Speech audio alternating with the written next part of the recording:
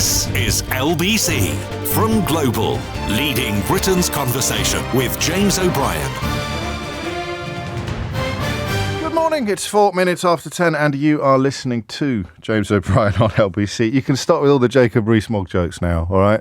I didn't know he'd been in the building, but judging from my inbox, this is a source of enormous hilarity for you people. I hope you didn't insult the people that died in the Grenfell Tower tragedy again. Otherwise, crack on with whatever it is that he is pleading for attention for today. It is 4 minutes after 10. I turn your attention first and foremost to a collection of stories that are illustrative, I think, of what a mess much of the UK media has got itself into over the continuing carnage in Gaza. David Lammy, the foreign... And when I say that, I'm speaking to the left and the right. The problem with an opinion poll like this, there are two that I've got. I think the most recent, looking at UK attitudes towards the conflict in Gaza. I need the YouGov one. I've got the Ipsos one here. I also need the YouGov one, which also reflects that about 3 in 5 of the UK public, 60%, say Israel's military action in Gaza has gone too far. 73% support an immediate, unconditional ceasefire, and this kind of polling is absent from an awful lot of the coverage, isn't it? But what the left won't realise, and I use the word loosely, I don't want to upset anybody unintentionally, as you know on this programme. We're more than happy to upset people intentionally, but not unintentionally. What the left don't really realise is that Lammy and Keir Starmer's government have gone further than many of their allies already. Lammy, in fact, this morning is reported as having gone further than Downing Street itself when he says that Benjamin Netanyahu, or suggests that Benjamin Netanyahu would be arrested if he came to the UK. The Foreign Secretary said he wanted to make clear that the UK abided by international laws. Downing Street has said only that a due process would be followed. So you've got rapidly growing support in this country or rapidly growing opposition in this country to what Israel continues to do in Gaza. The death toll is almost impossible to keep track of. You've got an arrest warrant issued on war crime charges against the Prime Minister of Israel, which the Foreign Secretary has said they would be minded to leave to the legal system, which is, I think, a mark of a civilized country. You've got an absolute failure of anybody being able to answer the question why, if you think Benjamin Netanyahu is innocent of these charges, you wouldn't want him to stand trial in front of the International Criminal Court. I mean, what is the most fundamental principle of the legal system, if not to have your day in court, to demand your day in court, to prove your innocence using all of the evidence and information that you have at your disposal. But oddly, he is almost as desperate to avoid that as he is desperate to avoid the Israeli courts, where he faces pretty significant corruption charges, about which a rather splendid film has been made, which I shall tell you a little bit more about either later today or later this week. Because the story to which I want to draw your attention is the story involving Bridget Phillipson, the Secretary of State for Education. And just stop and think about why we are knitting all of this together, okay? You're looking at 13% of this country's population thinking that Israel should continue to take military action. That's been true since February. Since February of this year, only 13% of the population of this country, according to the most reliable polling we have, considered Israel's action to be something worth continuing. 3 months later, it hadn't changed much, which is significant and slightly frightening. The fact that people could watch what Gaza was being reduced to and think, yeah, we should definitely carry, even if the figure's only 13%. By May of this year, if you're looking at that destruction and thinking, yeah, I think we should carry on with that. 69% of Brits, according to this polling, say they think Israel should stop and call a ceasefire. It was 66% in February. And as I say, just 13% on the other side. So this is one of the strangest stories I can remember in the context of what public opinion does and what the bulk of the British media does. And of course, when the Conservatives were still in power, what very senior Conservative politicians would do were people marching for peace or marching in solidarity with the with the innocent civilians being butchered in Gaza were accused of anti-Semitism. please stop killing children, don't be anti-Semitic, is an extraordinary flex, but it's one that seems to have been undertaken by people like Suella Braverman and countless commentators, culminating today in a really curious juxtaposition of political action from two members of the same government. So you have David Lammy saying, yeah, I think that it's important international law is followed. Therefore, if Benjamin Netanyahu turns up here with an international arrest warrant outstanding, then he will become subject to the legal system. Something which I think everybody has to welcome, especially people who want him to have the chance to prove his innocence. Am I right? But now you've got, and this is what the phone-in is going to be about, because I don't know about this. Now you've got the Education Secretary urging teachers not to take part in pro-Palestine demonstrations today. So the Secretary of State for Education telling the country's children to absent themselves from actions that 70% of the British public would support, calling for a ceasefire. She has said that it would make, and this is where I think it isn't quite as clear-cut as it initially appears. She has said that it would make British Jews feel intimidated, which obviously nobody wants. Yet when we reported on those marches through central London, an awful lot of people pointed out to me that there were an awful lot of Jewish people in attendance. So who would feel intimidated? There were then a couple of unfortunate incidents where drawing the attention of sections of the media seemed to be a higher priority than necessarily reflecting the reality. I haven't had a response to a call to this programme like the one we had to a rabbi called Jeffrey's call to this programme last week in a very long time. And the clip is available online. Jeffrey, if you didn't listen to it, was very much of a piece with the view that Benjamin Netanyahu's, the allegations against him, and if he is still alive, the Hamas commander facing a similar accusation, should face the full force of international law. Indeed, in the context of the Second World War, in the context of the Holocaust, the presence and probity of international law is a hugely important post-war development, up to and including the European Convention on Human Rights, which people like Robert Jenrick are desperate to drag us out of for reasons. So, I mean, look at it all. And I'm not going to say, as I sometimes do at 14 minutes past 10 today, I'm not going to say, could you please make sense of it all for me? I just want to zone in on Bridget Phillipson's intervention, because I think that we let something pass towards the end of last year, and I explained why I thought it was something that should be let pass, but I'm not sure it should still be let pass now, certainly not in this country.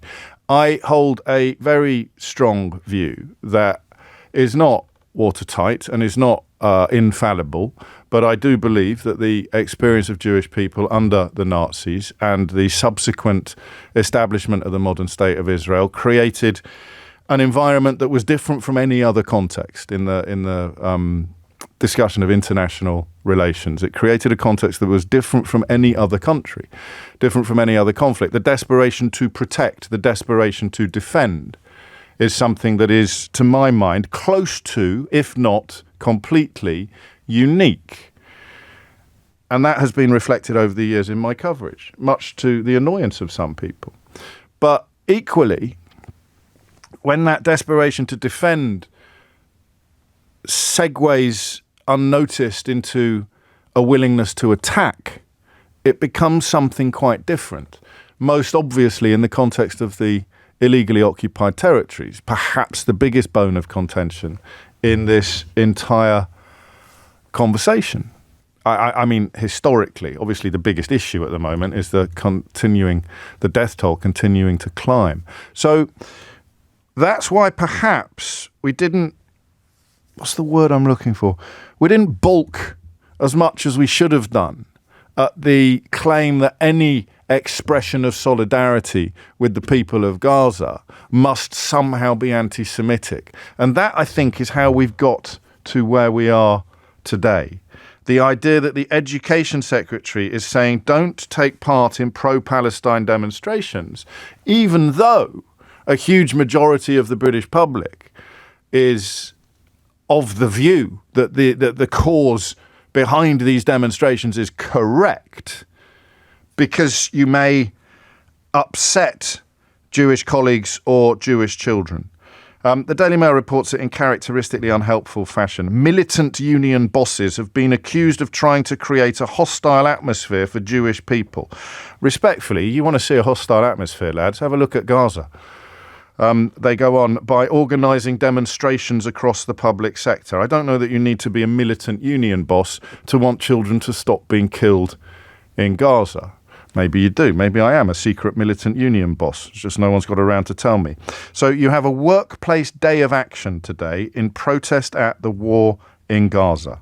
People have been encouraged to do little more than wear red, green and black clothing to work. These are the colours of the Palestinian flag, or indeed to wear badges in support of the Palestinian cause. But Bridget Phillipson has told the Daily Mail that the demonstrations are ill-advised and divisive and that teachers should leave their political views at the gates.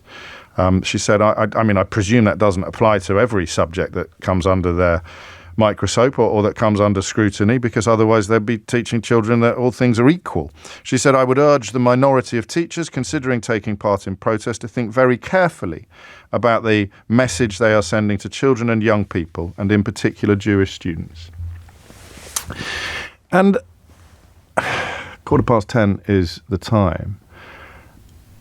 Do you know what? I want to know what you think, because I stand by that depiction of Israel's uniqueness, but I also stand by my belief what Benjamin Netanyahu has done is not only catastrophic and atrocious for the people of Palestine, but is also disastrous for any Israelis who want anything akin to peace. I think he will turn out to have been one of the single worst things that has ever happened to the entire state of Israel, if he hasn't already.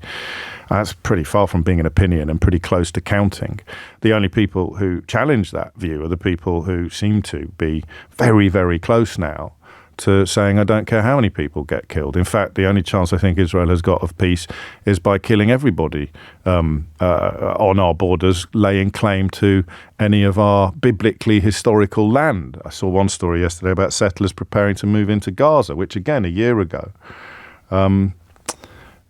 everyone was telling me wasn't possibly going to be on the horizon. All the things people told me a year ago have happened. All the things people told me would not happen have happened, and yet I presume the people that told me it wouldn't happen are still supportive. But should a teacher be expressing views on this matter? I think that they should. I think that a teacher should be free to condemn the actions of Hamas, and that a teacher should be free to condemn the actions of Israel. At the moment, at 17 minutes after 10. I don't have children in kind of school today to a degree that this would be something that they're coming up against. I don't think. What day is it? Thursday. I think we've got quite an easy timetable on Thursdays. It's not something I'd been made aware of yesterday. I haven't seen any guidance from my daughter's school on this issue. I'm not Jewish. But, of course, that's the big problem here, isn't it? Is that being Jewish doesn't mean that you are in favour of what Netanyahu is doing in Gaza. And this is where I think Bridget Phillipson might have got it wrong, as she seems to be suggesting that any call for an end to the carnage is a condemnation of every Jewish schoolchild in the country. And that seems to me to be stupid. And you know what I do when I think that a politician is behaving stupidly? I wonder whether I'm making a mistake. It hasn't served me well in the past, not when people like Jacob Rees-Mogg and Nadine Dorries were in government, but the way I'm built is to think, hang on, that looks really, really stupid to me. I must be missing something. But I'm not sure I am. This entire intervention by the Secretary of State for Education seems to be built upon the idea that expressing solidarity with the people of Palestine, expressing solidarity with the people being butchered in Gaza, calling for Israel, calling for Benjamin Netanyahu's government simply to stop, is in any way, shape or form anti-Semitic, seems to me to be ridiculous. But it may, of course, be a little bit more complicated than that. It may be a little bit more nuanced. You find a child saying anything pejorative about Jewish children or anti-Semitic in any meaningful sense, then you drag them in front of the head teacher immediately. You find a child saying, peace in Palestine, please stop killing people in Gaza, Benjamin Netanyahu is an alleged war criminal. These are, to me, entirely uncontroversial interventions that we should be encouraging our children to contemplate and to consider. But the Secretary of State for Education, under a form of pressure from the Daily Mail, has said teachers shouldn't be getting involved. And I wonder whether that's correct. Children, fine. Teachers, I don't know, because that's the message, isn't it? A teacher should be saying killing children's awful, whether it's Hamas doing it or the IDF. And the IDF have killed a hell of a lot more children than Hamas did on October the 7th. So if you can condemn one, surely you can condemn the other. The notion of self-defense disappeared. It left the building months ago. The notion of this being dedicated to the release of the hostages being summarily dismissed, not least by the families of the hostages. So those canards are all dead. And yet, Secretary of State for Education is today telling teachers not to take part in pro-Palestine demonstrations. Is that the right way to behave or the wrong way to behave? 20 minutes after 10 is the time. That's the simple question I've got for you. I bet you were expecting a more complicated one when I brought the ICC, David Lammy, 6 months worth of opinion polls and goodness knows what else into it. But context is important, and context will inform your answer to this question. Should teachers be able today in British schools to demonstrate solidarity with the people of Palestine? 0345 6060 973 is the number that you need. Children, could include as well. I don't know that you can stop, well, you can, of course, stop them from wearing badges and stop them from wearing certain garments. But the key question here is, should the teachers be staying neutral even as the chief protagonists stand accused of war crimes? 0345 6060 973. James O'Brien on LBC. 3 minutes after 10. It is, of course, Thursday, so Mystery Out will be with us at 12. I had a nightmare getting into work today on the Piccadilly line, so I'm not entirely clear yet what we'll be talking about at 11 o'clock, and we haven't exactly gone for the shallow end, have we, when it comes to the first choice of conversation. James is reaching immediately for the strongest of words. This is utter BS, he writes, a little bit more literally than I've just reflected. The government would never tell anyone, teacher or otherwise, that they couldn't show solidarity with Israel. It wouldn't happen literally for fear of being labelled as anti-Semitic. I was sympathetic to the Palestinian plight before this war, but the double standard of our government and media has pushed me towards being more vehemently behind the people of Gaza and the West Bank than ever before. I don't know if that's true. What would happen if a teacher wanted to take part in a demonstration calling for more carnage in Gaza, calling for more killing in Lebanon? I don't know that they'd be permitted to do that, and I don't know that anyone saying please don't would be accused of anti-Semitism, or maybe I'm oversimplifying the matter. It's about the role of teachers as well as the nature of this conflict. And James can kick things off on the Wirral. James, what would you like to say? You're right, James. Well, to be honest, it's teachers who are the very profession that should be engaged in this debate, because they're the ones who are passing the teachings on to children. I teach ages 7 to 10, right. And this debate has got nothing to do with anti-Semitism. This is a weaponized phrase that has been debunked time and time again. Well, just to clarify what you mean, it's a very real and evil school of thought, but it is a phrase often levelled at people who have said and done nothing that could be construed as discriminatory or prejudicial towards people of the Jewish faith or people of Jewish birth. I mean, we're in a situation now where children are being slaughtered by their thousands in Gaza, and we have to tell teachers that they're not allowed to stand up for this and not allowed to teach children in this country that have the freedoms and privilege of being able to wake up in the morning and even go to school. And we're saying that there is two sides to this debate, whereas actually it is about victim and perpetrator. And I'm not going to have sympathy for the perpetrator of a genocide and tell teachers that they can't stand up for that, and teach children that you have the privilege to actually go to school today, whereas children in Gaza have been stripped of that privilege.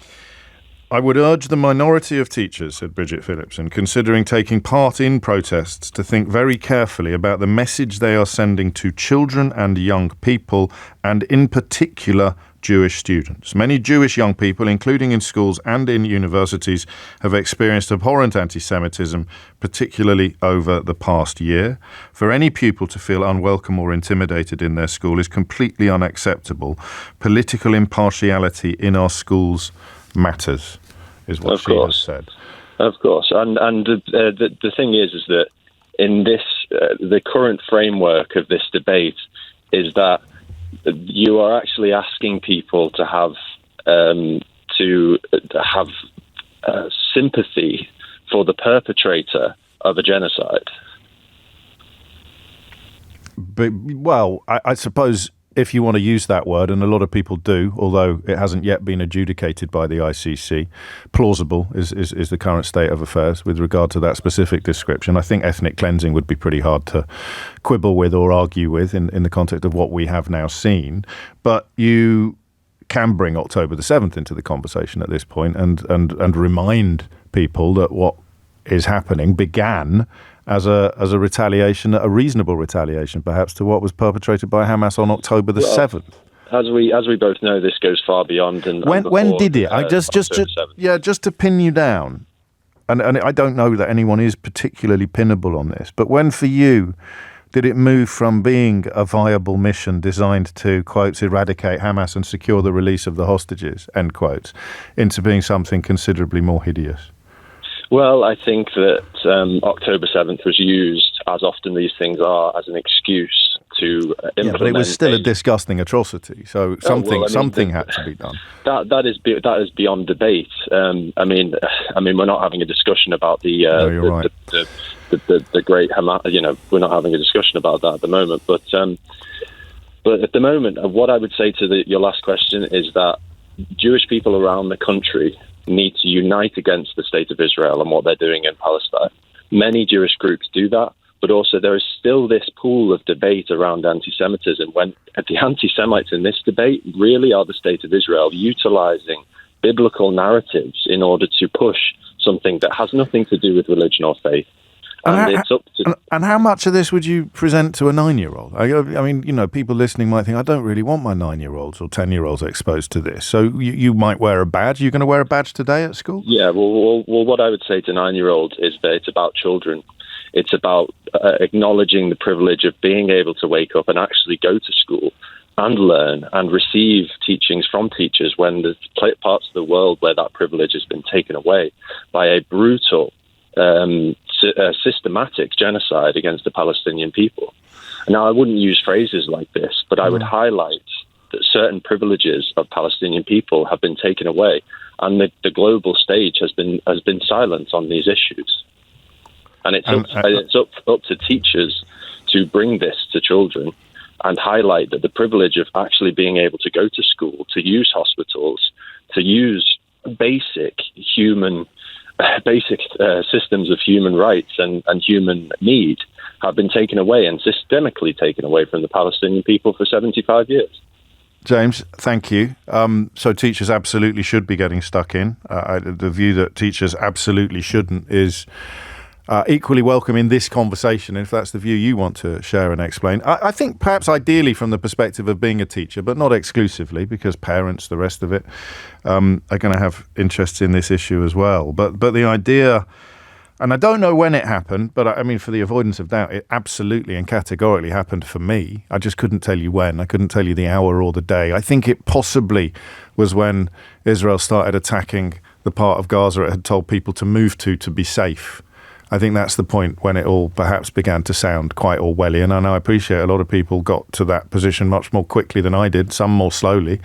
And both at one point would have been cross with me for the speed with which I reached that point. But I think for me it would be around about that space, that the moment at which you say this is no longer a vaguely reasonable response to the horrors of October the 7th, and therefore what is it? And I don't see the problem necessarily with providing an answer to children who ask that question. Unless, of course, you're terrified of the truth. If you don't want to say, well, we won't be happy until they've all been killed. You know, unless you actually are reflecting the views of some members of Netanyahu's cabinet, and you do want to settle Gaza, as they have said, or you do want to drop a nuclear bomb on the place, as they have said, or you do believe that you've got biblical justification to expel everybody there in the world's biggest refugee camp and move in yourself. So maybe that's why the conversation has to be silenced from one side of this debate, because you don't actually want to put forward your point of view. But neither do you want to leave the space empty for other people to put forward the humanitarian point of view, as James, I think, would probably argue he just did. James O'Brien on LBC. It is 10:34. This from Ian, a happily measured contribution. As somebody who taught history and politics in schools for 35 years, I'd say on balance that the Education Secretary is right to say that teachers ought not to overtly support this issue in schools today. Let me stress, I think the issue in question is just. A ceasefire is a vital first step. In their own time, teachers should be free to support such a cause, even to discuss it in lessons. But to take sides within the school on such an emotive issue is ill-advised. I wouldn't agree with any sanction for a teacher who did support the issue, but to counsel against it seems perfectly in order by Phillipson. I think Ian makes some really powerful points there. Something about the context of a classroom adds a different complexion to the conversation. And of course he goes further. He reminds us that Bridget Phillipson is not banning teachers from expressing solidarity with the people of Palestine. She is merely counselling them not to, for the reasons that he articulates. The bit where I struggle now is the bit about sides, the bit about any semblance of equivalence in this conversation. I appreciate 30% of the population, according to the most recent polls, have absolutely no problem with Israel carrying on as they are, but that's a tiny figure, and I would personally say a morally indefensible position. But if I was a teacher and there were children in my class whose parents or who perhaps fell into that 13%, would it be fair? Would it be right for me to say that in class, that their parents' position is morally indefensible? Happens a lot. Remember, I went to Catholic school. We were constantly being told that things that our parents or we might have done in our lives, everything from using contraception to stealing biscuits, was morally indefensible. Breaching the Ten Commandments. I don't know. That's why I'm asking you. But I'm very grateful to Ian for, I think, doing a slightly better job, well, perhaps a considerably better job than me, of pinning down the salient points. Baroness Hussein Ace, Meryl Hussein Ace, has called, I presume, from the House of Lords. No, I'm not in there. I'm on my way there, but I'm not there yet. It says Westminster on my screen, so we'll stick with Westminster. Yes. Okay, well, but that must be where you rang from last time. What would you like to say? Well, just to comment on the last one you read out for me, and I've got some sympathy with that. Yes. I don't think it's a question of teachers taking sides. I think it's a question that children will be asking, quite rightly, because they see this, all the, what's happening to children, women and children, particularly in Gaza, the desperate state they're in. And they're going to be asking questions because they obviously discuss it at home, they've seen it, it's across social media. Yes. And it's only right and proper that teachers should be able to discuss that killing children on this scale is wrong, rather than just saying that you're picking a side. I mean, I think, as you said earlier, there isn't a side to be picked here. I think, I would say not now. I think, I mean, historically, obviously there is a side, and yes. I wouldn't have objected to any teachers on October the 8th of last year telling their children, if their children were asking questions about it, condemning the actions of Hamas in the most explicit and absolutely, I agree with that. And a lot of us have condemned that. Of course, we condemn it. But what's the difference between a conversation and a costume or a badge? Well, the conversation is this, that Bridget Phillipson said it might offend Jewish children, and some Jewish children, of course, I don't want anyone feeling offended or uncomfortable in any educational setting, but what about children from Muslim backgrounds or other backgrounds as well? Is it okay that they might be offended? Is it okay that what seemingly, I mean, I don't think it's a religious issue, but it seems to be that children who are brown and, mainly Muslim, are being killed, have been dehumanised over a long period of time by the current government of the extremists in the Israeli government. And somehow we can't talk about that, or there shouldn't be a conversation because it might upset Jewish children. What about Muslim children being offended? When they see children, I mean, I've got family who look just like those children who are being killed. So I think, is it okay for children in my family who look like that to be killed, and no one should talk about it. I mean, this is it's the other side of the coin. We're not. That doesn't seem to be part of the conversation. Well, it is. Of course it is, because you're here and we're having the conversation. Oh, I am now. Well, you are, and I'm very grateful. It's only 22:11, Meryl. Give me a chance. I can't cover. I've done enough to cover as much as I can already. I'm not saying you personally, but I know you're not. Generally. I know it is absent. It is absent from much of the coverage. It is, and I'm grateful that you bring this up, and I do listen to you a lot. First time I've ever had the courage to call you, actually. But as a Liberal Democrat peer, I think you're perfectly qualified to contribute to this programme, whatever the subject matter may be. But it is. I do want to draw the distinction between having a discussion and expressing solidarity. So. Right. It isn't quite the same thing. So the actions that Bridget Phillipson has urged teachers not to join in with are wearing outfits reflecting the colours of the Palestinian flag singular, or wearing badges displaying solidarity with the Palestinian people. So I put to you then, was it okay that we showed solidarity to Ukrainian children? Hundreds of thousands came here. We welcomed them with open arms, quite rightly, a lot of families, children. I think everyone was, and I know this, in schools they're encouraged to display the Ukrainian flag, showing solidarity. What is the difference? I can't see the difference. It seems to me a month ago, I might have said to you something like, only 52% devil's advocate, 48% thinking out loud. I might have said something like, I'm not sure you can compare those two. It's not as if Benjamin Netanyahu has got an arrest warrant issued for war crimes by the International Criminal Court. But now, of course, he has, as does one of the Hamas commanders who may or may not be dead. But, of course, he has. So the conflation or the comparison with Vladimir Putin has become more valid as a consequence of that. So, people are now pointing to the double standard, saying, well, is it just European children that we should be able to talk about or show empathy or talk about? Or, what you see, that this is what happens now. And I think it's just drawing lines. It's very divisive, I think, for the Education Secretary to say, it might offend Jewish children. And it began very early.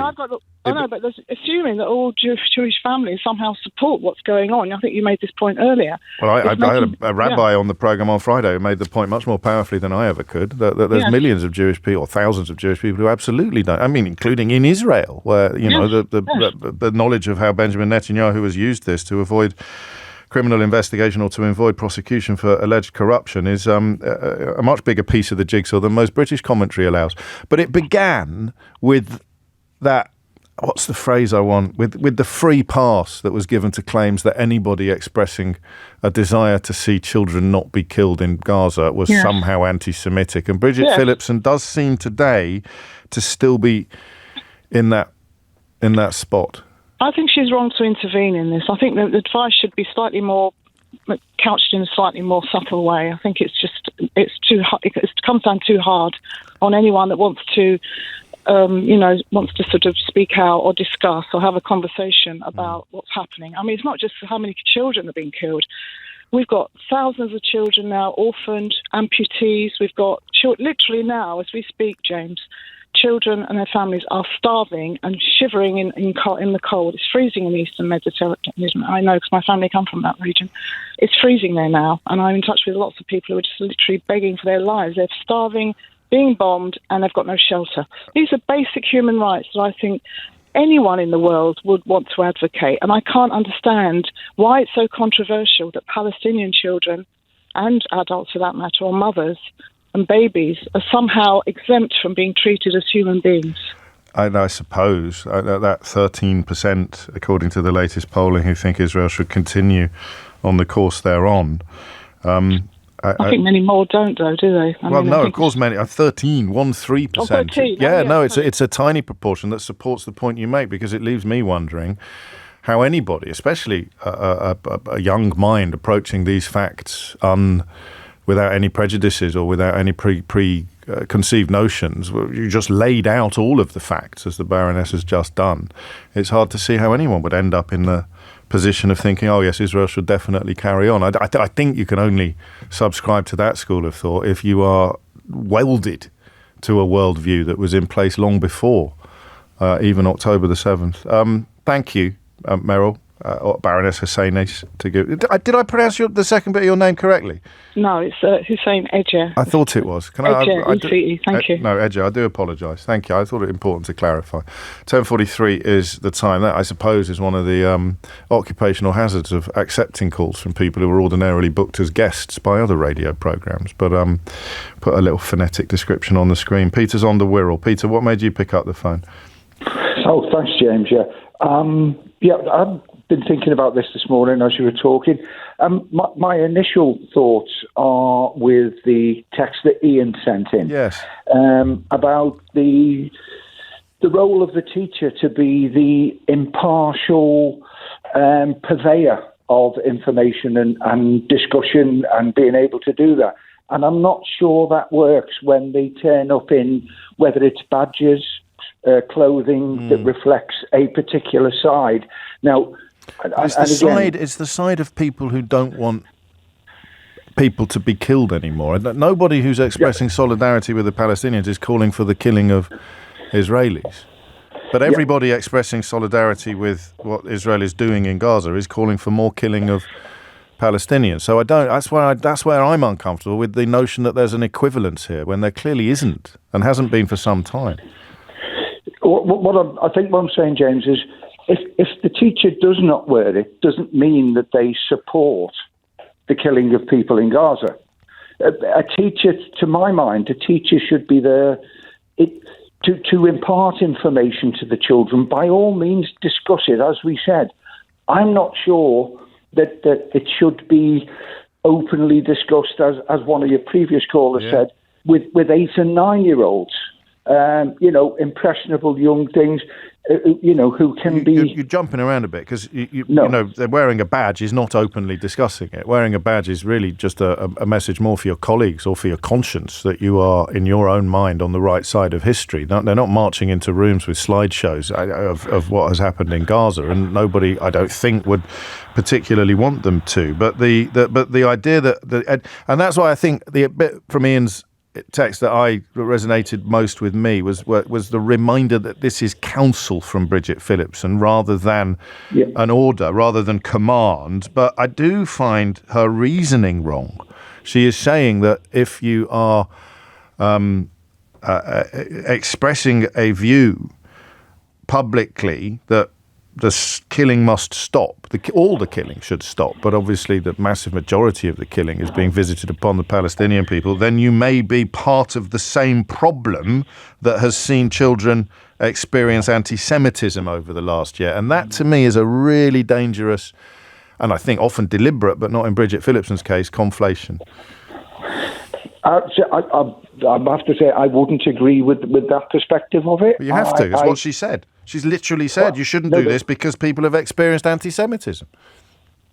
Well, did she mention anti-Semitism, or did she say many Jewish young people, including in schools and in universities, have experienced abhorrent anti-Semitism, particularly over the past year, and that is that's part of her explanation as to why teachers shouldn't express solidarity with a population that has seen tens of thousands of entirely innocent people butchered.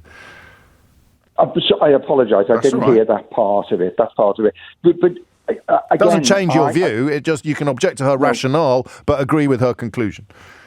Yeah, but to me, for teachers to be wearing any sort of support for groups one way or another, I think personally, teachers should be impartial. And that brings us back to equivalent. Yeah, of course you can. I'm a little late for the break, but I always am. So. Just quickly, I mean, my eldest son is 50 now, but when he was studying politics in university, he had a lecturer there that was, shall we say, on the extreme left. Yes.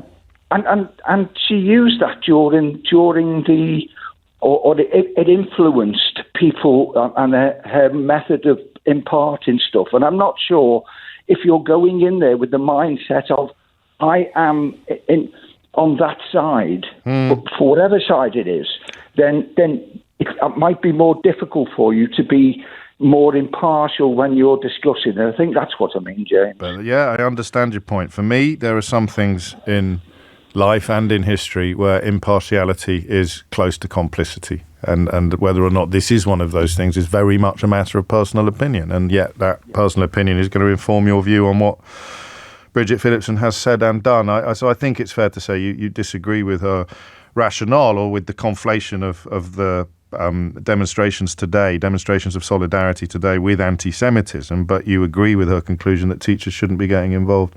John writes, James, what rubbish. Israel and those who support it do not want more killing. Only Hamas does. Really another openly anti-Semitic comment. Again, I mean, I'll clarify. 13% of people polled think Israel should continue to take military action.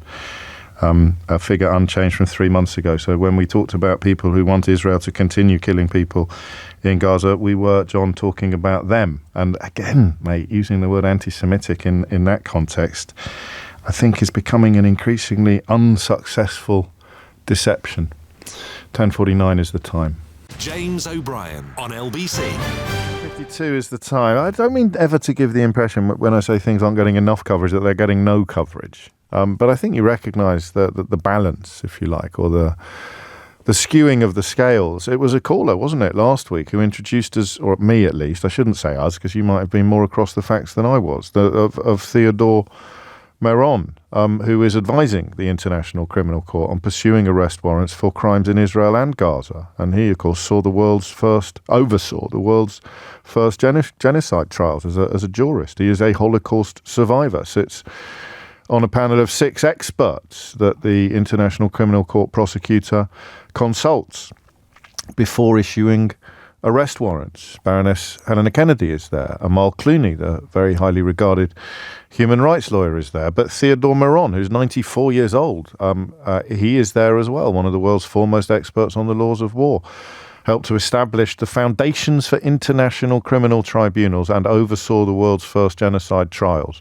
A Holocaust survivor, a former Israeli official who advised on legal grounds against what have become some of the country's most controversial policies, including on West Bank occupations. The man, one magazine has described him, who tried to save Israel from itself. So you want to go for extremes, I'd put him at the polar opposite end of the spectrum of Israel's interests from Benjamin Netanyahu. But of course, that Jewish Holocaust survivor and jurist, he's part of the anti-Semitism. If you've subscribed to some of the views that have been shared during the course of this entire horrific saga. 10:54 is the time, and that seems to me to be where Bridget Phillipson is this morning when she talks about anti-Semitism in the context of teachers wearing badges demonstrating solidarity with Palestinian people and support for a ceasefire. The two things are completely and utterly different. And I don't think calling for the cessation of killing of innocent people is an issue of partiality or impartiality. I don't think there is another side. Unless the people calling for the ceasefire wanted Hamas to carry on, but of course they don't. So how can a ceasefire, there's either calling for a ceasefire or there's 13% of the people polled most recently who want it to carry on. 10:54 is the time. Tony's in Manchester. Tony, what would you like to say? Hi. So I've got a 7-year-old, currently a 7-year-old boy, and he's a very happy, positive little boy. His world is full of rainbows and dinosaurs. The guy that was on earlier said that he wanted to teach 7-year-olds about the brutal genocide. Don't think he specifically said 7-year-olds. He said 7 to 10-year-olds. Yeah, he said he taught 7 to 10-year-olds, and he felt that they had a kind of, that there might have been a role in explaining to them some of the stuff that was going on in the world. But I understand where you're coming from. You don't want them exposed to what is going on in the world in that way. Well, what could he possibly be trying to achieve? Well, by teaching them. An understanding of what is going on in the world and a context of what some of the stuff they might have heard on the radio or seen on their TVs. But the conversation is about whether or not their teachers should be allowed to wear a badge, not have lessons about. I tried to make that point to James, but obviously not robustly enough. The education secretary is saying to that teacher, "You can't wear a badge." No one is suggesting that you have lessons about genocide or ethnic cleansing or the terrorist attack of October the 7th. Well, that is what he was suggesting, though. He said that it should be taught. Yeah, but just him. No one else is. About it. No one else is. Yeah. And he wouldn't be. Yeah, well, I think he wouldn't be able to anyway. Unless, of course, a child asked him a question. Unless a child asked him a question, in which case it wouldn't surprise me if they did teach them, because my children at 5 years old have been taught lots of adult politically charged subjects, and it's our job as parents really to like protect them from those subjects, not rub the nose in it. Like what? Well, they've been taught about the devastating effects of climate change. They've been taught that's about science. being gay. They've been taught about... Well, that's science and sexuality. They're not opinions. But they're adult subjects. Sexuality is science adult. The weather's not an adult subject. They can tell when it's raining. Yeah, but you don't have to teach them such... Some of the kids in the school might have gay parents. So what? Well, so some people might need it explaining to them because they haven't got parents at home who are capable of providing them with a guide to the 21st century. No, look... Acceptance is a default for children. They don't need teaching about racism, about being gay. They're small children. Yeah. Let them be children. Let them be happy. Okay. Don't rub all these subjects. I think in my experience, it's only adults who get unhappy when they're told to be nicer to gay people or exposed to the facts regarding climate change. I've never met a child who gets unhappy about it because, as you say, their default position is acceptance. Accepting that the world's going to end soon because of all the terrible weather changes and stuff like that. Accepting that humanity has a responsibility to make some serious changes to avert possible climate disaster. That's just science. Yeah, you don't need to teach them about climate disaster when you can teach them about, ladybirds and dinosaurs and wonderful things like that. Yeah. Well, how do you explain what happened to the dinosaurs? Well, you don't. That's different because it's... No, it's a question. How do you explain to them, why aren't there any dinosaurs around anymore, Dad? Well, my son has a basic understanding of evolution, so he understands lots of reasons why animals die out, but it's a bit different when you're talking about... No, it's a bit different when we're talking about dinosaurs. Why aren't there any dinosaurs anymore? I just wonder how you're going to explain it without reference to science or climate change. Well, you're not talking about the sort of trauma and misery of people today. No, I'm asking what happened to the dinosaurs? Well, they went extinct, James. And what's going to happen to us if we are... Some of them went extinct. What's going to happen to us if the science regarding climate change is correct? Well, the science regarding climate change is sometimes conflicting, isn't it? It's a bit. No. It's a bit scary. They're not entirely. Not really. Well, it's not. But anyway, it's a simple question. What's going to happen to us, Dad? What happened to the dinosaurs? Climate change, probably induced by a meteor, I think. It's not my strongest field of expertise. So, oddly, the example you've picked is possibly the best example of why children should be taught the stuff you don't want them to be taught. Because they like dinosaurs. And they don't want to end up like them. So the fear of being extinct is an automatic lesson that you learn the minute you're exposed to the. So let me get this straight. To the previous existence. I don't, mate. It's 10:59. I have a very strong feeling that in the 17 seconds remaining before the news, helping you to get this straight is going to be beyond even me. I can get it straight for you if you want, James. Yeah. Okay. Send me an email. It's 11 o'clock. In the next hour, we will be turning our attention to. Well, I mean, that's extraordinary, actually, just to reflect upon for a moment the idea of a teacher wearing a badge in a classroom to suddenly being educated in why children shouldn't be taught about science, but dinosaurs, which you can teach without science every day, eh? I don't know what you want to do next. There are a number of choices that we have in front of us. I'd quite like to talk about Smithfield, but I don't know that I can make it either nationally relevant or a conversation that would prompt a flurry of phone calls. So I suspect that we will return to territory that, alongside food, which we did yesterday, strikes me as the single biggest challenge facing young people today. James O'Brien on LBC. 4 minutes after 11 is the time. I don't know how to do that as a conversation, the migration figures, down 20%. Because I've felt for some time, and I hope, I'm sure other colleagues will rise to the challenge in ways that I currently can't understand. It seems to me that the interesting people in that debate, if it is a debate, if it even should be a debate, are the people that never get heard at all. And normally I charge myself with the task of giving them a voice. But the debate really has become quite zero-sum in recent years, hasn't it? You know, particularly when Donald Trump starts talking about deporting people and enjoys some support in this country. But who on earth would you trust for a really informed explanation of how much we need, how much immigration we need, how much is too little and how much is too much? So I say, how do you feel about today's immigration figures? They'll either be ambivalence or anger. I can't imagine there's going to be much in between. And, you know, there might be a figure at which that changes.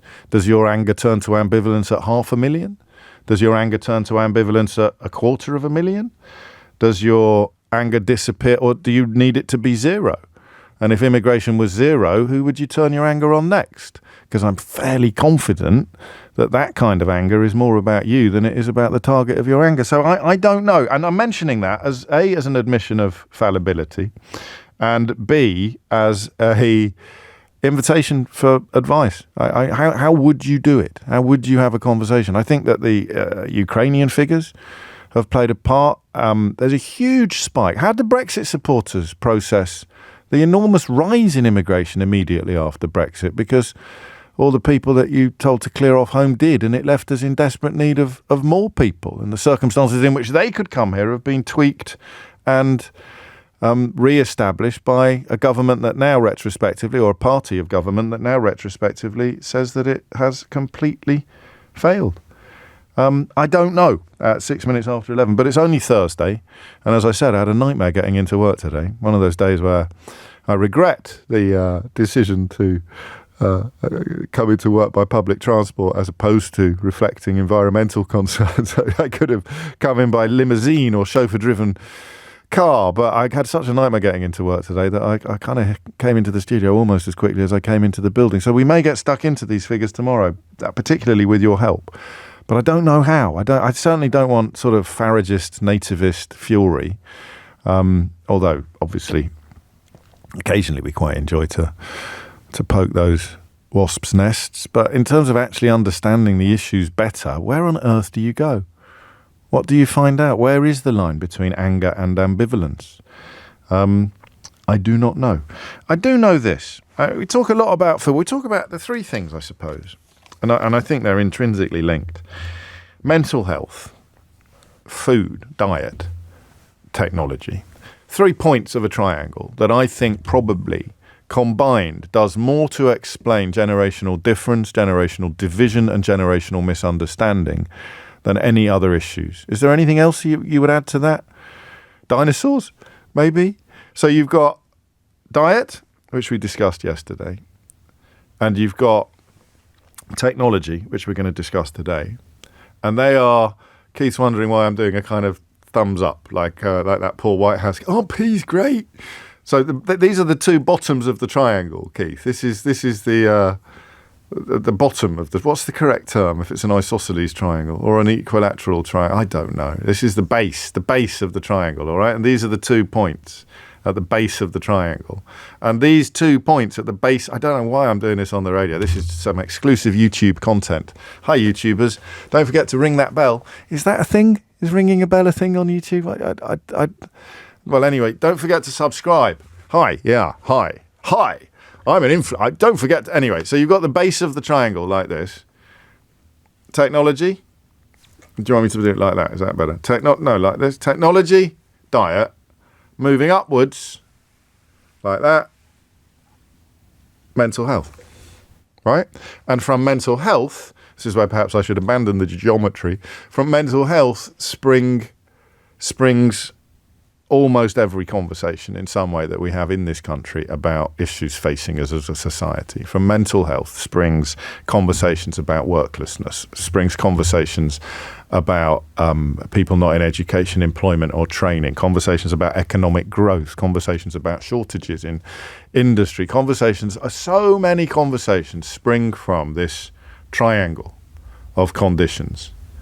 At the base of the triangle, technology and diet. At the point, the top of the triangle, mental health, and all that follows is, for me, the biggest part of generational misunderstanding. You know, the whole pull your socks up, stiff upper lip, the damage that we do to ourselves and to each other by deploying things that seemed acceptable in the 70s or the 60s or the 50s and using them to, I don't know, corral people whose experiences, whether it's the food that you're putting into your body or the food that you're putting into your mind, the experiences are so different that the old models no longer work. I just had a penny drop moment. I've told you a few times, I don't know why we come back to these subjects again and again and again when normally we achieve clarity and move on to something else. But the clarity is not going to be there forever. So that triangle right there, I think this is quite important, actually, and it's one of those things I only come to understand because of the things you tell me over the years.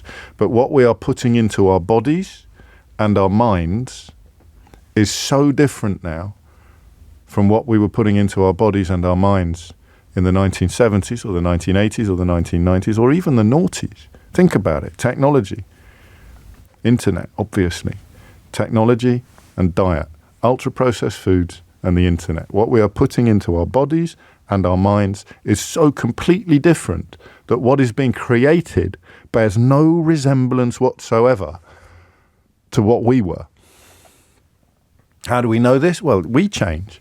Yesterday's conversation about the differences that dietary transformation makes to everything from your mood to your appearance was revelatory. And yet also flirting with statements of the bleeding obvious.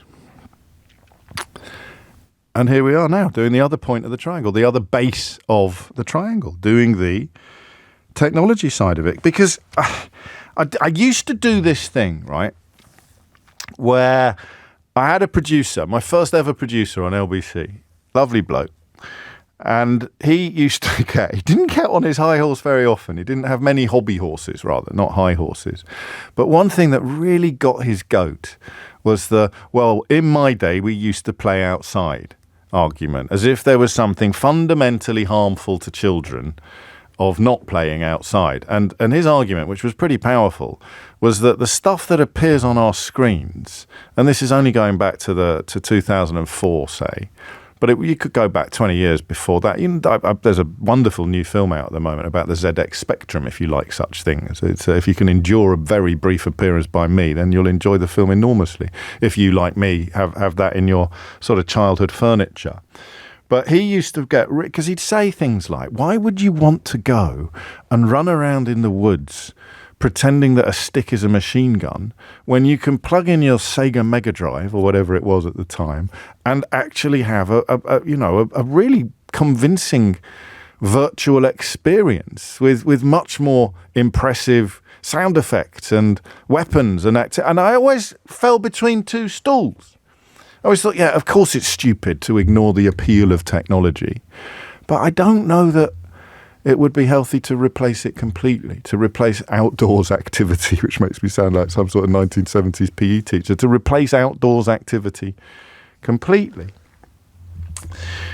Finder's Crispy Pancakes. I interviewed a wonderful woman yesterday, Lola Young, Baroness Lola Young, for full disclosure, who, again, my generation might remember from Metal Mickey or even Play School, but she's gone on to lead an extraordinary life. She had an extraordinary childhood, which is what the interview is about. And we were talking about Metal Mickey, and she said, "Did you really watch it?" And I said, "Yeah, of course I did. It was a treat. I think it was Saturday nights. Saturday afternoons, you'd watch Metal Mickey, and you'd have a Finder's Crispy Pancake. And by an extraordinary coincidence, Simon's just texted me to say, Finder's Crispy Pancakes, James. I have never eaten so much beige food as I did in the 1980s. Yeah, but you also had Sunday lunch. You also had healthier school meals. The ultra-processed food. I don't even know if a Finder's Crispy Pancake would qualify as ultra-processed food. It's a different order of things now. These numbers are huge, but how do we know how bad they are? All right, this is Ofcom's Online Nation, wonderful organisation, Ofcom. It shows that the average Briton now spends 4 hours and 20 minutes online every day. That's about a quarter of your waking life. Women, more avid internet users than men. You clock up about 33 minutes more than the fellas do, on average. So that's 4 hours and 36 minutes online per day. But that's going to include everything, isn't it? That's going to include streaming. It's going to include surfing. It's going to include shopping. It's going to include consulting recipes, finding something to have for dinner for men and for women. And that's why I don't know. It gets worse or better or bigger as you get younger. So women aged 18 to 24 spend 6 hours and 36 minutes online, which is an hour more than men. There's a bit of a why there, isn't there? There's a slight why there. Why would women be spending an hour more online? I think it's back to that fella last week, isn't it? During the Captain Tom phone-in. It's all the shopping you do, isn't it? Because women do all this. You might need to listen to that to understand what I'm talking about. But we don't know for sure. I'm 52, right? I mention that quite often because I think that it is among the most important factors in forming positions on things: education, family, background, religion, age. Maybe the biggest in some ways, not on other issues. I don't think it's the biggest on the last conversation we had, but it might be the biggest on this. So I'm 52 and I spent a lot of time online before there was an online. I spent hours. I spent entire school holidays playing video games. I had a brief period, and you'll find this very hard to believe if you come to the programme recently, as guess which newspaper I was the video games editor for. I might leave that as a hook and tease. I'll give you a clue. It's the one you'd least expect. Literally the one you'd least expect. But it's a wonderful little period where I got sent pretty much every game and console that was being released anywhere in the world. A magical time coincided unhappily with me becoming a parent, so I couldn't put in the hours that were needed to do the job justice. Nearly said the children, to do the children justice, but I don't think that was the problem. So these numbers to a 52-year-old are simultaneously staggering and sobering. Because you go, oh my God, that's so long. And then you go, mate, you spent an hour last night playing Tetris while you were watching Wolf Hall. And does that do you any harm? So how do we know whether or not this is bad news? I've got two questions. Why do women do it more than men? 0345 6060 973. I'm talking about being online, but that's not the first point of interest. But how do we know? Men spend more time accessing generative AI, using online dating and watching pornography. The Ofcom spokesperson says this report is a real deep dive into what people are doing online. We were struck by the differences between the sexes in the data, but Generation Z spending the most time online of any age demographic. That's even longer. That's 18 to 24, much longer than anybody else, but everybody does it a lot. And I want you to tell me whether or not that slightly middle-aged idea that this is a bad thing is true. And I want to do the other bit of this conversation like we did the diet yesterday. Because this is like everything else. You don't have a conversation about diet and conclude that all food is good or all food is bad, do you? You have a conversation about diet and you recognise from the start that some food is good and some food is bad. If you're watching pornography for 5 hours a day, that is not doing you a great deal of good. But if you're watching open university programmes for 5 hours a day, you might be able to get a degree at a breakneck speed. So how do we know the difference between good and bad? What's internet junk food? And what's internet nutrition? And the children is the big story, because the idea that you're hooked up to the web for 6 hours a day, and for younger people, if you're not careful, it's going to be even younger. So I want you to talk about your own life, your own relationship with the online world. But what I really want you to do, and what I also want you to do, is do what we did with food yesterday, but not necessarily for yourself, also for your children. So yesterday, if you were listening, the conversation was about what happened when you made a meaningful change to the food you're putting into your body or the food you're putting into your children's body. It was because Tim Spector, the nutritionist at UCL, founder of the Zoe company, he was of the view that the diets that developed during lockdown would have contributed to behavioural breakdown among children.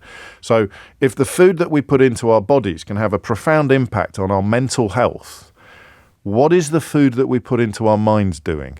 And I think you can only answer that question if you have made changes. So what changes have you done? What have you noticed? Can you do it now? My kids, one's away at university, the other's in the sixth form. The idea of me being able to exercise any control whatsoever over their internet usage is pie in the sky. I left the building years ago. So what does it do? How do we know? I'm 52 years old. I don't know how to respond to the news that Generation Z is hooked up to the web for 6 hours a day. I don't know. Is this good news, bad news, or is it no news? Is it a bit like someone sitting on the radio in 1972 and saying, oh, they're watching a lot of telly? Don't like the look of these videos. I mean, is that how I sound to you as someone in your 20s? You're not you, Keith. You're not in your 20s. Joe, you are. Does that? Is 6 hours is a long time, isn't it? I genuinely don't know anymore. So I've got in one ear, I've got my producer from 20 years ago saying, "What are they on about? Who wouldn't want to play a video game instead of going out and play soldiers in the rain?" And on the other, I've got attention span, behaviour, mental health. Lots of the top of the triangle is so different from what it was like when I was young. The answers must lie at the bottom. No one disputes the diet angle, or no one sensible disputes the diet angle. So what's the technology angle? What is it? What impact is it having on us? So when you see a headline, Generation Z hooked up to the web for 6 hours a day, do you respond with dismay? 03456060973. Delight, 034, or at least complete comprehension. Yeah, all right, James, calm down.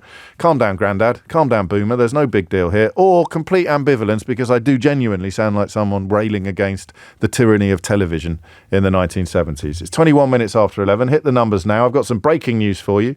The ex-soldier, Daniel Khalife, has been found guilty of spying for Iran. We may have a little bit more on this for you before Mystery Hour kicks off. A number of charges against him in court. Verdicts dropping now. So more on that after this. James O'Brien on LBC.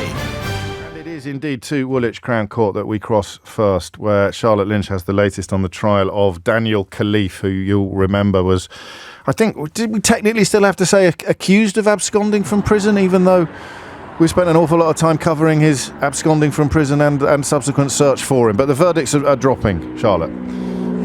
Yeah, James, there was no getting away from the fact, really, that he escaped from lawful custody whilst being held in Wandsworth Prison. In fact, he pleaded guilty to that partway through his trial, because he did tell jurors, yes, he escaped, but it was only to show how foolish it was to have somebody of his skill set in prison. And I think when everybody first became aware of Daniel Khalife, it was because of this prison escape. But in fact, it was part of his whole story. He was being held in prison on terror charges, and he was accused of breaching the Official Secrets Act. He's a former soldier, and he was accused of spying for Iran. And he told the jury at Woolwich Crown Court that he wanted to prove himself and become a member of the British Secret Intelligence Services. So he contacted the Iranians and in fact admitted he'd been talking to them sporadically for 2 years. He then called MI5 on himself to tell them what he'd been doing and to offer his services. Now, in court, he insisted that he's a patriot, and rather than jeopardise our national security, he wanted to further it by acting almost as a double agent. Now, of course, when you become a member of the army, you sign the Official Secrets Act. The court heard in evidence that he'd handed over a list of names that he wasn't permitted to do. They were, of course, members as well, highly sensitive names, members of secret intelligence services. He also wrote a note naming Nazanin Zaghari-Ratcliffe. You'll remember the dual Iranian-British mother who was held falsely in Iran on spying charges. He spoke to his Iranian handlers, police were calling them, about her as well. Now, the prosecution said that what he did was incredibly dangerous, and any wrong move could have been a huge threat to our national security. But his defence argued that he wasn't a real spy, he wasn't a terrorist, it was more of a Scooby-Doo slapstick mission because he wanted to be a member of the British Secret Intelligence Services. Well, we have heard from the Metropolitan Police. Their counter-terror commander, Dominic Murphy, has spoken about the case. I think Daniel Khalife is a bit of a Walter Mitty character, but with a difference. He's a Walter Mitty character who had a very substantial real-world impact on national security. A lot of Daniel Khalife's reasons are known only to Daniel Khalife, but clearly he created a persona for himself. I think he was living up to that persona, and I'm sure to him he felt like this was a significant achievement. But the reality is he's committed some extraordinarily serious criminal offences. Well, it took the jury over 23 hours of deliberation. They were sent out a week ago. He was acquitted of perpetrating a bomb hoax. He was accused of that during his time at his army barracks. But it was found in evidence that he had a van kitted out as a place to live with a bed and thousands of pounds worth of cash in it. Police were obviously concerned that this was going to be used as a getaway vehicle for when he escaped from prison. But ultimately, you'll remember, he was found in Chiswick in West London, not too far from Wandsworth Prison itself. We're told he was very calm when he was arrested. CCTV was shown to court where he was seen buying a newspaper with a picture of himself on the front of it. Now, as these verdicts were read out, he was very calm. He didn't show any emotion. He calmly replaced his glasses, and he's had this air of confidence about him really throughout the whole trial. But he will now face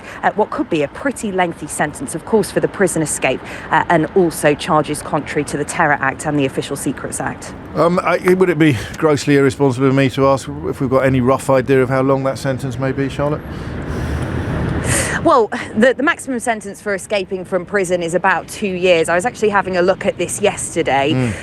It's about, for the terror offence, it's around 14 years, and Official Secrets Act, I believe, around 7. So he could be facing, a pretty lengthy sentence of more than 20 years. And the case is now done and dusted. There's no other charges outstanding or nothing that's emerged in court as a consequence of these verdicts being secured.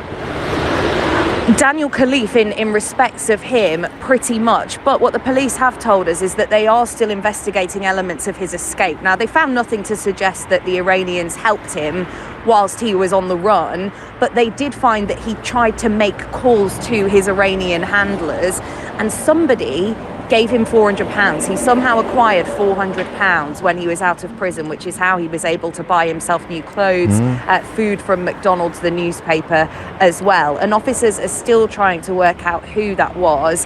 When I asked Commander Dominic Murphy, is it possible that, somebody working for the Iranians could have been in the UK and helped him and they could still be here? They simply replied, their investigation is ongoing.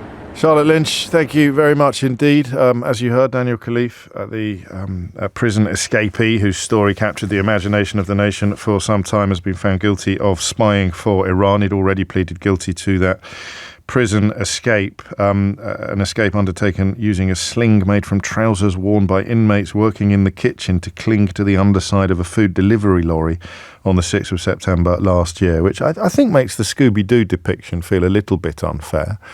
Scooby-Doo was famously incompetent. The fellow's motivation might have been comical, but the execution of his escape plan was entirely successful.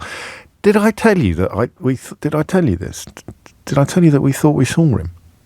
I can tell you this now. I probably told you at the time. I'm not exactly Mr. Responsibility when it comes to these matters, but the more we thought about it and dug into it, and you notice Charlotte Lynch described him as having been found in Chiswick. I'm not sure. That's the official line.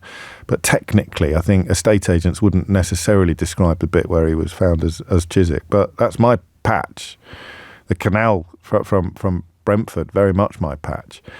I'll take some legal advice, and I may share this story with you after the very latest headlines with Thomas Watts. James O'Brien on LBC.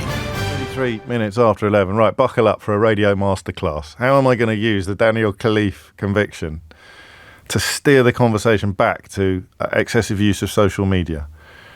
I didn't need legal advice, as Nick and many of you have pointed out. I don't know why you need legal advice, James. I think I've heard this story at least twice before. Kate writes, James, I remember you did tell us at the time your story about Daniel Khalife. David says, didn't you see him on the towpath around your way? And Paul asks, slightly more worryingly, if this had been the case, did you lend £400 to somebody in prison clothes recently? James, no, I did not. But so it wasn't me. Sound like Shaggy now, which keeps the Scooby-Doo theme going as well. I told you this was a masterclass in the weave, the Donald Trumpian weave. So my daughter and I were out for a walk. And I can't remember what it was. You'd be able to tell by the date upon which he was captured. But there was quite a lot going on in the news. So we were out for a lovely walk. And, you know, when you're out for a walk, walking the dog, no phones. Phones in the pocket, obviously. It's not a rule. It's just it stops you falling in the canal. So, and then when we got to the cafe where we like to have breakfast on weekend mornings, I got my phone out and she got her phone out. And we did what we do, you know. I spend 5 minutes or so, we're waiting for the food to come, just flicking through the news and flicking through the phone. And she said to me, I think I just saw that escaped prisoner, right? And so I laughed.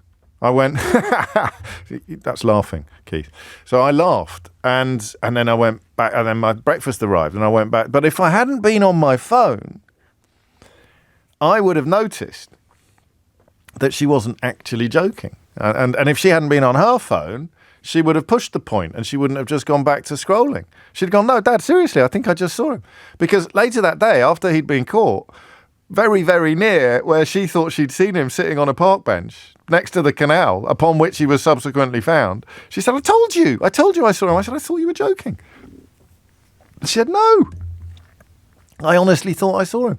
And it took me a while to work out why the story or the incident, the moment, hadn't escalated more. And that is the reason why.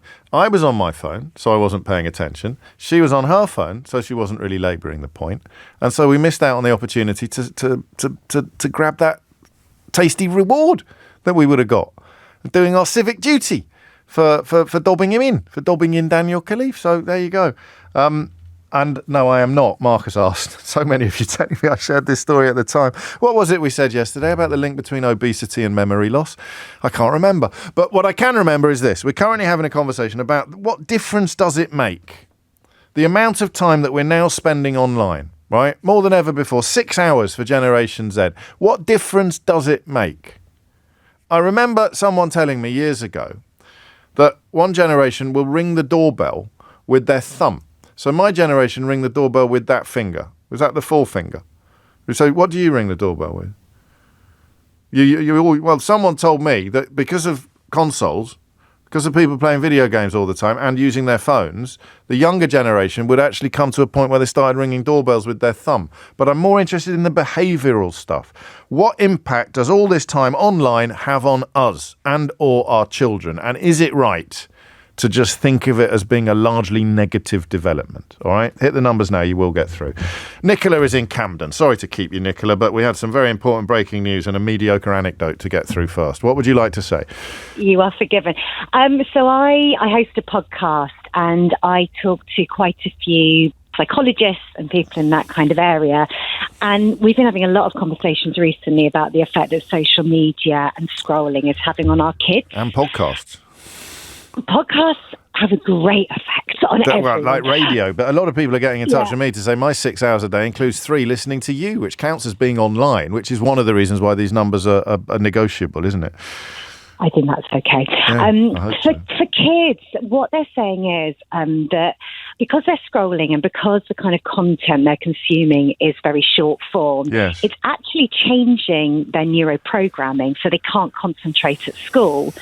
A lot of children are being told they have ADHD at the moment, and many of them do, don't get me wrong.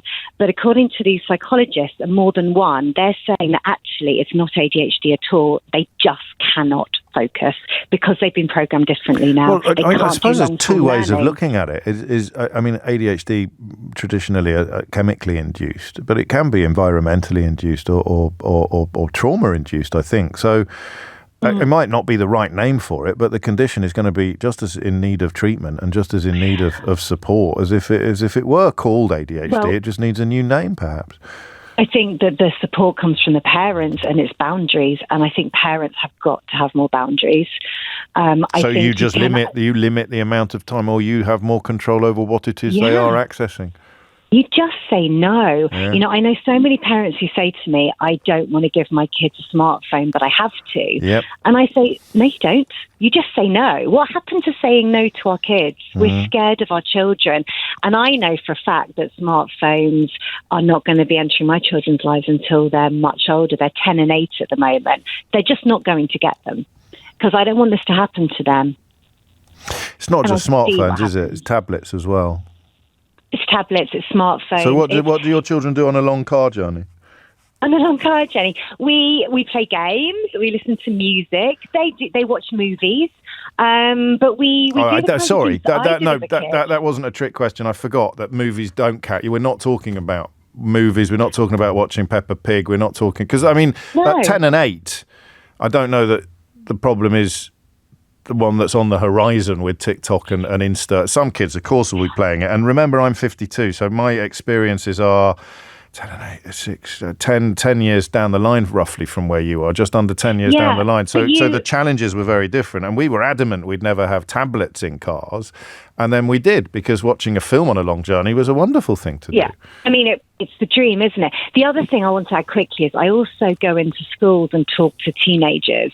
And I talk a lot about body image and how the things they're seeing online aren't real life. And it's quite amazing how it's affecting, particularly girls.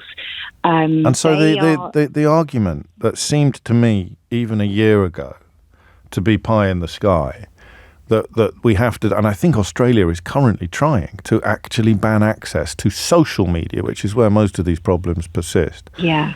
To actually ban it for under 16.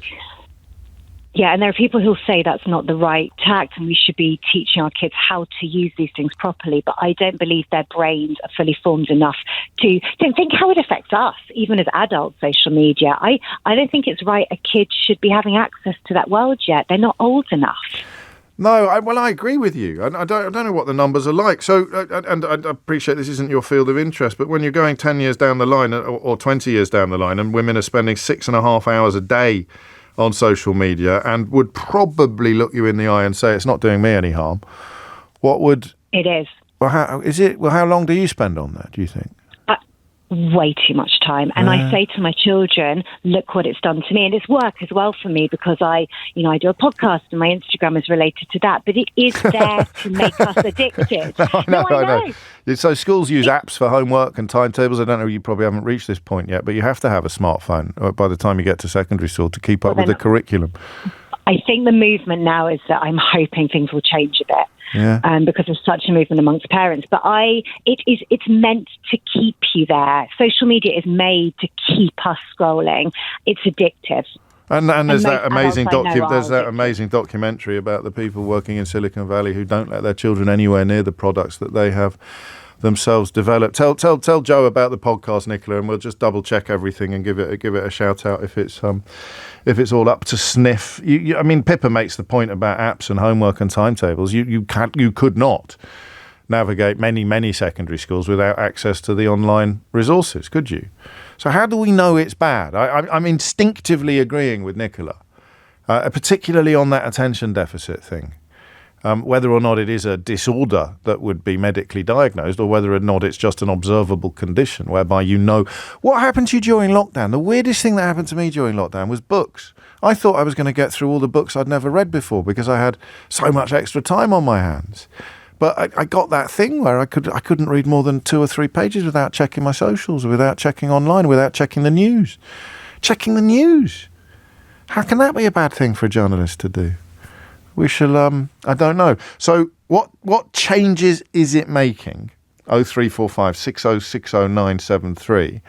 And, I mean, I suppose it's another opportunity to ask whether or not this notion of a complete ban would be workable, which brings the tech heads into the conversation. So they're trying to do it in Australia. They're talking about doing it here. I probably lost cause on this, but the notion of actually stopping 16-year-olds having... How do you know as a parent how much damage it has done to your children? So Nicola's kind of getting in there early. She's going for prevention rather than cure.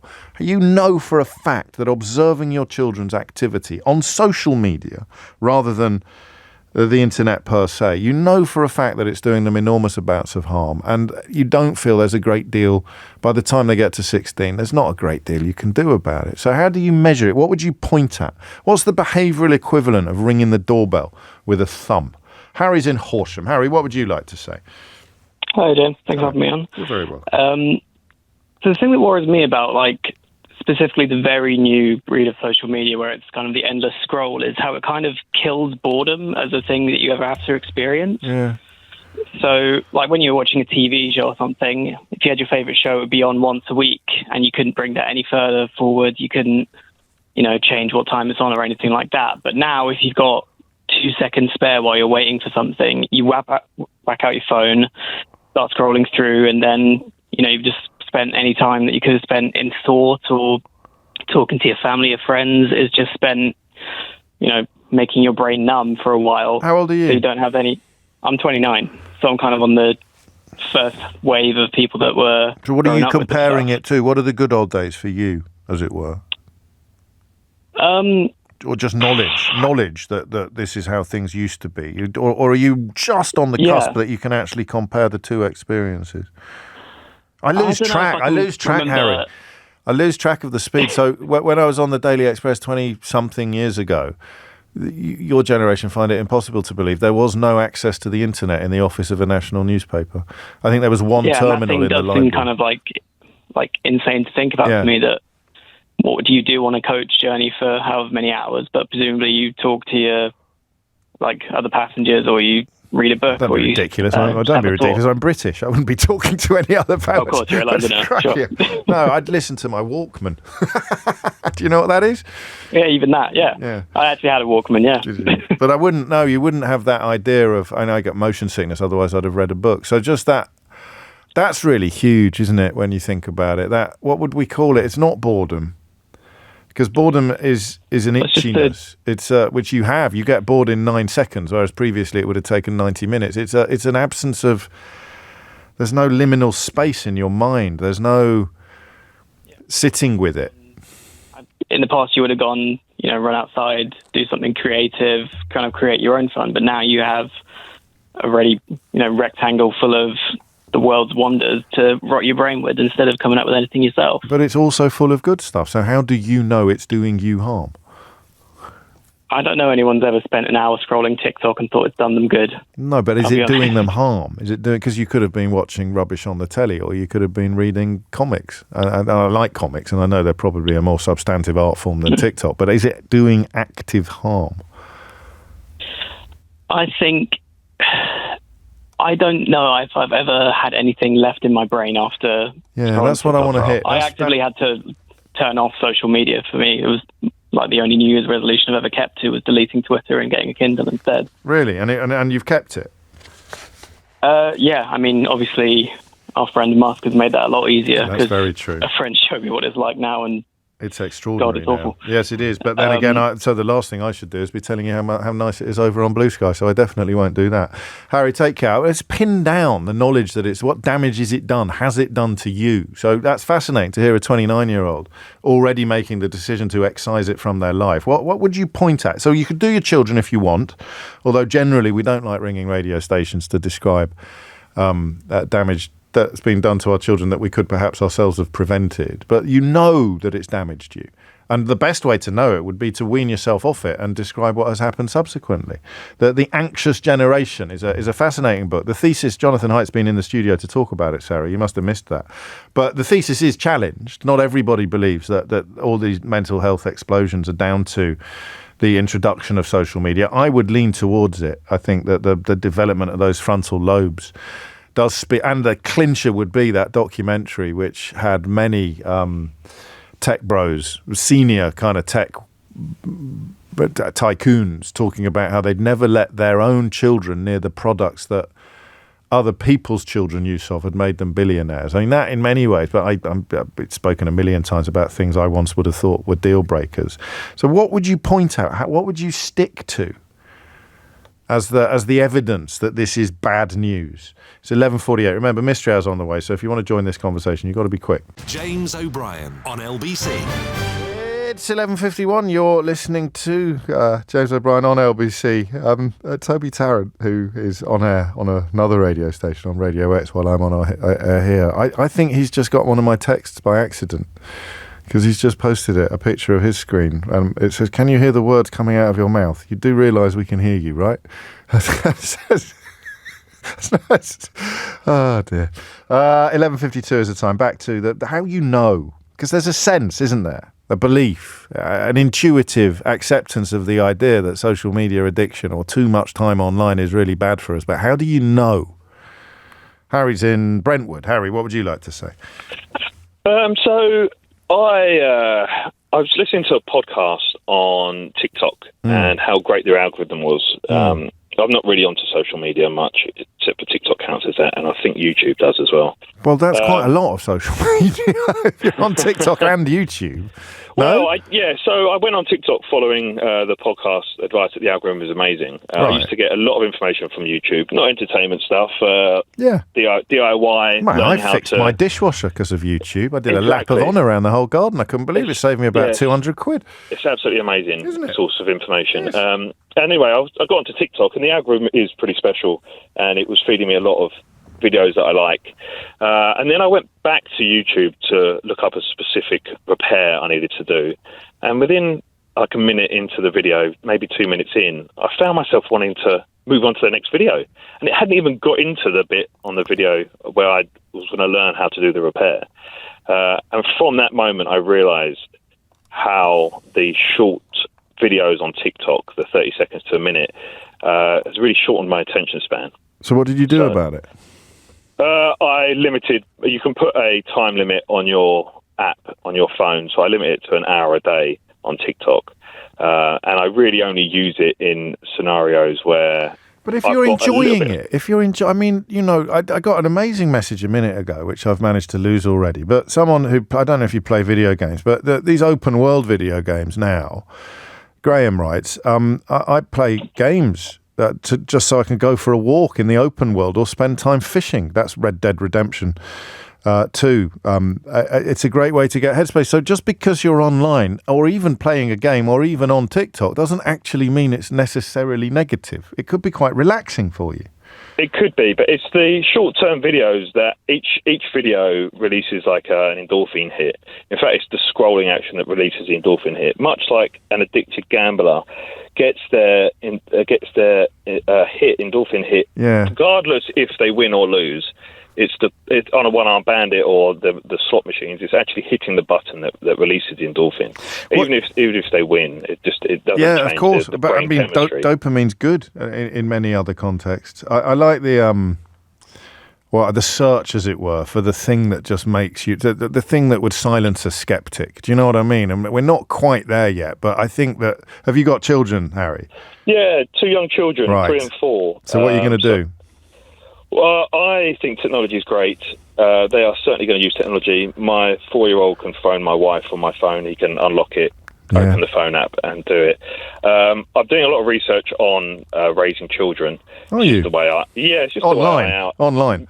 Yeah, all online. Yeah, you're looking for an instruction manual, aren't you, Harry? I've got to be honest, TikTok has supplied an amazing amount of wealth of information on raising children. And there's certain stuff on TV that I will allow my children to watch and won't allow them to watch. So it is about staying on top of it. And that, I mean, we'll begin. Natasha Devons messaged me, and I didn't understand what she meant at first, but she's probably onto something here. Harry, thank you, mate. And good luck with policing this or imposing this. I predict, Natasha says, there'll be a Jamie Oliver-style backlash on this. And what does she mean? Well, pay attention. Middle-class parents who can sometimes come over as a bit smug and self-righteous, I don't know who you're talking about, but will basically be proved right. They're the ones protecting their kids and being vigilant around phone use. The companies making money will weaponize the annoyance they inspire in less middle-class or non-middle-class parents.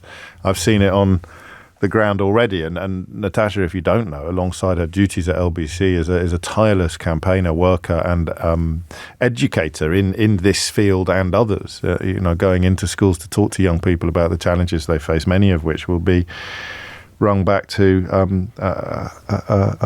social media use. And I think she's probably right, isn't she? It's not middle class, but I'm not challenging the terminology, but that idea of a parent who says, well, I won't let my children anywhere near a tablet, which I used to be. I was that parent. And then, of course, I felt like an idiot, because what's the difference between watching Peppa Pig for a couple of hours on a long journey and playing I Spy when mum and dad get bored after 5 goes?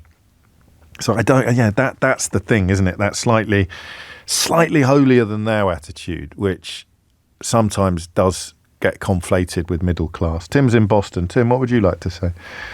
Hi, James. Yeah, we're a family who embrace technology. Okay. We even got a smart home. including the front door, and unlock it from the phone. And my daughter, what if there's a power cut? What if there's a power cut? It can use a regular key as well, James. Oh, yeah, of course you can. All right, sorry, Einstein. My daughter, I was like you, James. I was never going to let my daughter have the phone or the tablet. And probably a couple of years ago, when she was 5 or 6, she had a hand-me-down phone. Right. And she was fine. It was just watching those shows like Peppa Pig. Yes. But more recently, when she's 8 now, she's been getting really aggressive, and her attitude has changed. Oh. And so her mother and I put on some restrictions, similar to the last chap you had on, where she's got a limit per day on what she can watch and how much she can watch. YouTube for kids, for example, is limited to 15 minutes in a day.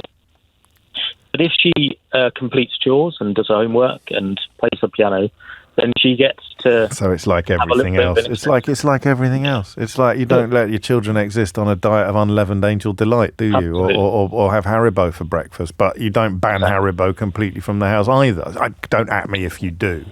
But so your generation better equipped than my generation because of your own relationship with technology, whereas my dad didn't know how to program the video. And I did, but I didn't know how to do some of the stuff with the phone that my daughter can do. But you do. So I don't know what comes next that she'll be across quicker than you are.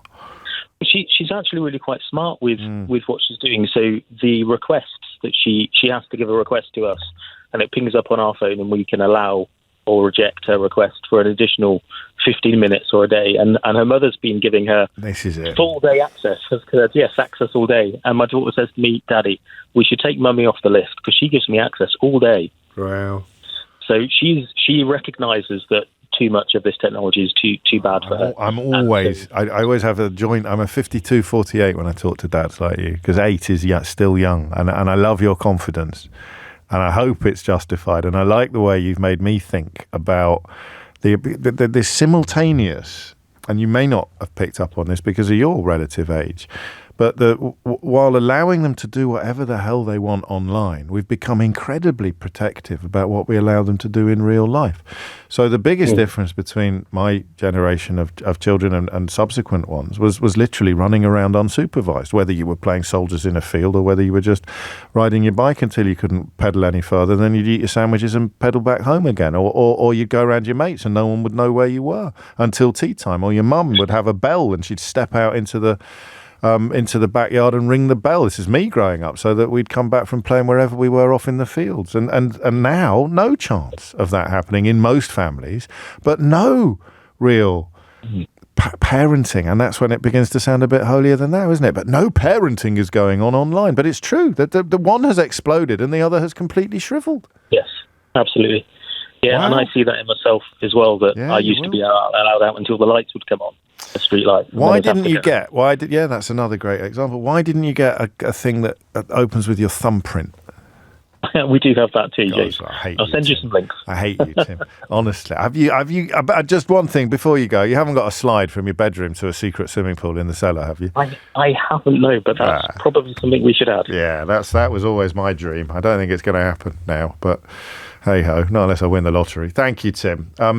It's Mystery Hour. It's Thursday. It's 12 o'clock. Let's get the phone lines open. Let's get the questions bubbling.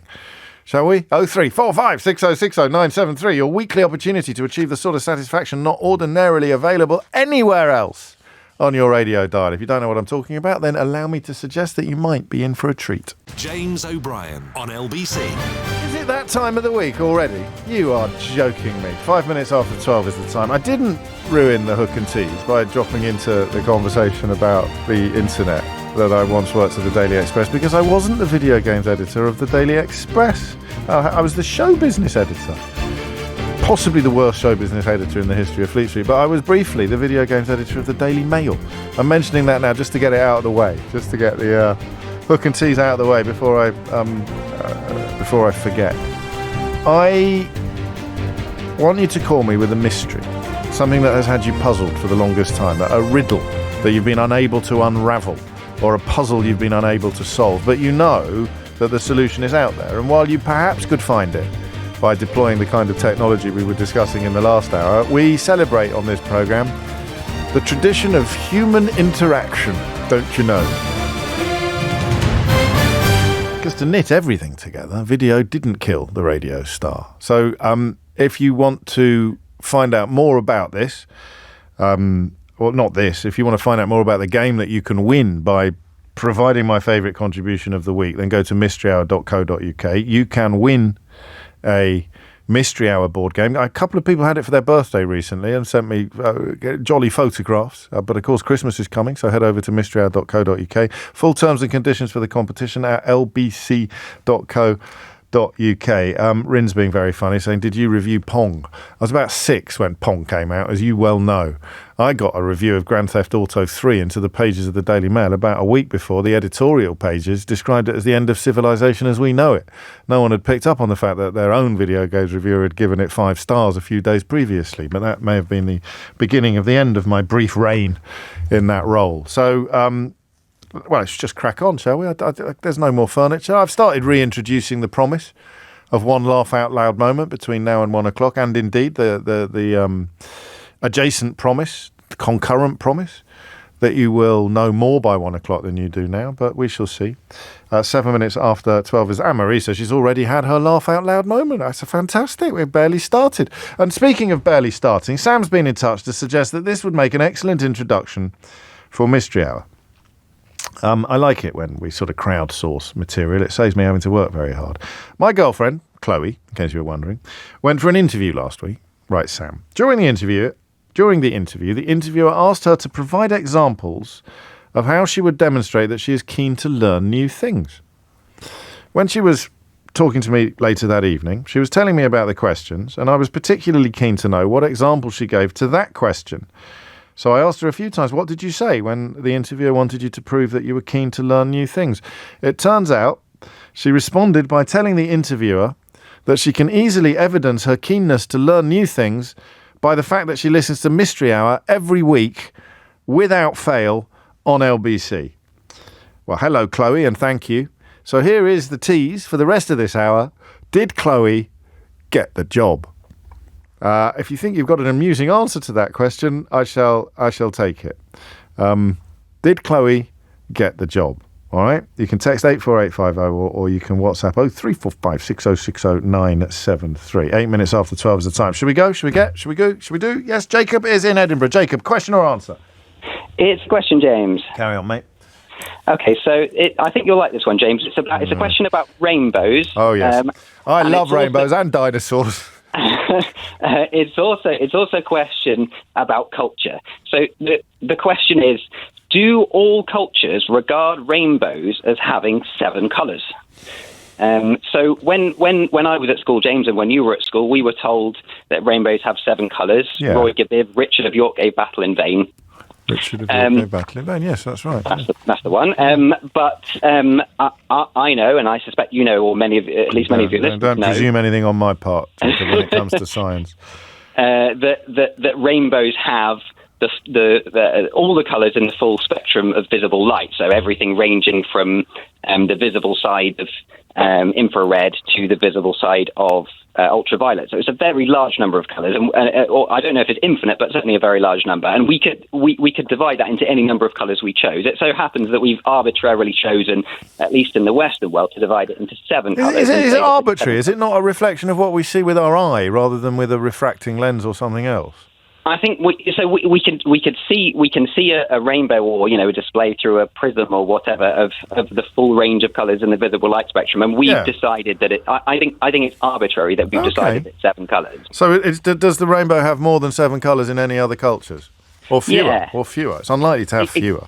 Well, maybe some cultures say it has 5, or some cultures say it has 8. Why do you I have no idea. Why do you want to know? I do like this question, but I'm intrigued by where it's come from. It's just because it's kind of the discrepancy in this idea that we're always told rainbows have 7 colours, and through science I learned that it's really a very large number of colours. It's these arbitrary things that interest me. Why do we decide that weeks have 7 days? That's pretty arbitrary. It's like a human thing rather than a thing that's inherent to the universe. Why have we decided that rainbows have 7 colours? And again, it seems that it's like not an objective fact that's inbuilt in the universe. It's just something that humans have at some point decided decided. Okay, wow. Yeah, well, there you go. Are there any cultures where there are not 7 colours in the rainbow? 0345. I don't know who'd be able to answer. Well, people who know more about other cultures than we do, presumably. Thank you. Thank you, Jacob. Let's go to Bournemouth. Mark is there. Mark, question or answer? It's a question, James. Carry on, Mark. Well, the T's and C's at the end of advertisements on the radio, is there a maximum number of words that are allowed to be in those conditions? Because obviously they speed them up, as you probably know, when they're recorded. And I'm wondering, some older people like myself maybe may not be able to hear them all. So are there any rules governing the speed at which you speak or the number of words that you cram into a 30-second period, which is the same question, isn't it? Except it's about 3 seconds when you have the T's and C's, isn't it? Yeah, but whatever the... I mean, but I don't think there's a... I mean, the reason you do it, as you know why we do it. Yeah, because you have to. Yeah, but why we speed it up? So that you can get them all in. So, well, yeah, but you could take longer. Yeah, you could, but people would get bored. No, that's not it. You'd have to pay. Oh, yeah, you'd have to So pay it more shortens for the length of the advert. So I spend lots of time, Mark, going, this is the Mystery Hour board game, available in John Lewis and online. Terms and conditions. So I do the selling bit in my syrupy, luscious voice, and then I do the terms and conditions at breakneck speed because you don't want to be using up all the... But I imagine there's a limit to them because some people could go for something and buy something without hearing all the T's and C's properly. So I imagine the broadcasting authorities... It's a really interesting question, because I don't know that they do press fast forward. I think we just talk really quick. I've done a couple, and I just talk... Oh, no, they speed up. There's a way of speeding it up without speeding up the pitch. Are you sure? Oh, yeah, I've done it on things slightly, just to make them a fraction quicker. Fair enough. It's not that, because I'm thinking of those old cartoon sound effects where you press rewind and go... No. And I think sometimes they do it even on announcers on quiz shows when they're trying to get all the stuff in at the beginning. They sound like they're speaking slightly quicker than they would normally. Well, this is a wonderful question. I really like it and very pertinent. I presume it's occurred to you while listening to LBC.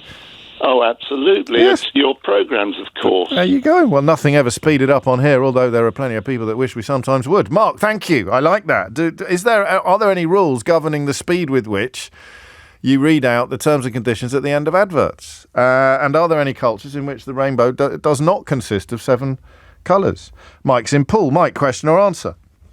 Question, James. Okay, Mike. Regarding the pole star, in our supposed heliocentric model, the pole star is not moving. And I wondered why, if everything's expanding and the Earth is rotating, why on Earth would the pole star remain fixed? Should it not be moving off somewhere? I don't understand the question, Mike. Are you suggesting, when you said supposedly, are you suggesting that this is not a heliocentric universe? Well, I don't know. Why is the pole star fixed? It should be moving. Yeah, but I don't know why you said supposedly. Well, if it's expanding, that's what the heliocentric model says. So why is it fixed? I don't know. I don't know that it is fixed. I'm not even sure I know what the pole star is. The North Star. Why doesn't the North Star move? Yes, the North Pole Star. Well, how do you know it's not moving? Well, because it's not moving. For thousands of years, it hasn't moved. So why is that? How do you know it hasn't moved? You weren't here thousands of years ago. Since we've been looking at it, it's not moved. It might have moved further away, but it hasn't moved left or right or up or down. If it's moved further away, presumably the light would diminish. No, not if it was super, super bright. The human eye wouldn't be capable of detecting any change at all. Well, we've got lots of good technology that would be able to sense that, James. Anyway, pop it on the board if you could. Well, I'm not sure. I'm slightly troubled by you saying supposedly. You don't think the Earth is flat, do you, or anything like that? I don't know, James. Oh, all right. My rat smelling abilities are absolutely... So you think there's they're spot on, James. You think there's a reasonable chance that the Earth is flat? I don't know, James. Shouldn't you be watching the Nigel Farage press conference over on Sky News? James. I just want to know why the pole star... Okay, mate. 12:16 is the time. James O'Brien on LBC. It is 12:18. I've lost the text who said this, but obviously this is the best answer to the question of whether or not Chloe got the job. It says, I can't answer that, James, until I know what her qualifications are. Well, her key qualification was the listening to Mystery Hour every week. So you would think, as many of you do, that would be an absolute shoo-in to get a job. But what if you don't like Mystery Hour? What if you've never heard of Mystery Hour? What if, and I know you'll find this hard to believe, but what if you don't like me?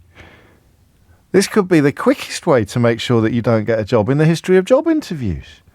So there's some more coming in, but unfortunately the response to our friend a moment ago has rather swamped my inbox, which is often the way. Andy's picked up on the fact I keep doing it. I said the solar system, I said the universe was heliocentric. It's not, of course, the solar system is. But in terms of whether or not Chloe got the job, Esther in Bournemouth says yes. John in, it doesn't say where he is, says no, because she was being interviewed for a job on a farm run by a young man called Charlie. And on it goes. So I'll try and I know the answer. I've saved the message where the answer is contained, so don't worry, that one's not going to disappear like so many of the other things that I try to entertain you with on the programme end up doing. Sarah's in Bishop Stortford. Sarah, question or answer? It's a question, please, James. Carry on. My question is, why do countries have different names in different languages? So, for example, I think, I'm trying to think now, like Alemania, Germany. Is it like, why are countries different when someone's name stays the same? Or your road name will stay the same, or your city, but countries are different? So, is it, I mean, why do all things have different names in different languages? Like, why are dogs not called dogs in all languages? Yeah, but... I'm rubbing my eyes while I'm talking to you, which means that I'm thinking... Am I boring you? No, quite the opposite. I'm thinking deeply, Sarah. I'm thinking deeply, because there must be a reason why this is a different question from why do languages exist. Yeah. But why is it a different question from why do languages exist? Yeah, but why can you change a country name when a country name is that? Why is it something different in English or French? Because I visited this place as an English speaker, and I named it using the language that I have. So I called it the land of the Angles, perhaps, and therefore it became known as England. But if I had visited from France, I wouldn't call it the land of the Angles. Well, the word for land is different, isn't it? So I would call it land of the Angles would become Angleterre, which is a different word, but it's the same word in French. So that's part of the answer, is that sometimes it's just a translation, but that doesn't apply to things like Alemania and I'll stop now, Sarah, shall I? Yes, please. Because they're very wise, I think. But I was quite good on Angleterre, though. I just remembered it in the nick of time. Land of the Angles. I keep thinking of the Eurovision Song Contest and the different ways they say different country names. So it's always I've just always thought about that. I have too now. But and the question of how much of it is a simple translation, I'm just trying to France. Isn't France usually France? Is France usually France? Land of the Franks, France. Anyway, we'll find out. We'll find out. What do the Spaniards call France? Anyway, 12:20. I like that question, Sarah. Thank you very much. Chris is in Kingston. Chris, question or answer? Good afternoon, James. Hello, Chris. It's a question. Carry on. And it's not from me, it's from my daughter Charlotte. Oh, how lovely. And she absolutely loves playing the question game. Oh, brilliant. Glad to hear it. But what she wants to know, she's at school at the moment, yes, is how do cats manage to communicate between themselves? Because they meow at humans, but only humans. Yeah. To be able to attract attention, whether they want food or strokes or whatever else. Yeah. But how do they communicate amongst each other? Did you know? I hope this is true, and you need to check it before you start passing it off to Charlotte as actual knowledge, Chris. But the cat's mew is an imitation of a child's. Right. So they evolved so that we as an adult are much more likely to respond to a sound that is similar to a child who's in need, a child who wants feeding. And so the cat's copy that because it's the most. I mean, if they growled at us or something like that, we wouldn't go and feed them, would we? So I heard that years ago. And I like the way you're indulging me while thinking, is he going to get around to actually having a crack at the question I've actually asked? Don't think I didn't notice. I do know the answer to this.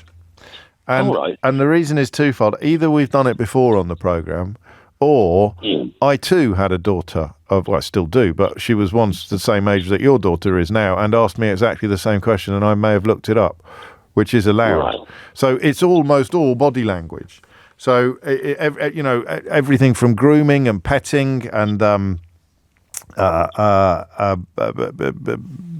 sort of visual signals. They can tell when another cat is relaxed. And the other thing they do is wee, which I think Charlotte will probably find more interesting than some of the other elements of this answer. They use urine to mark their territory, and they have olfactory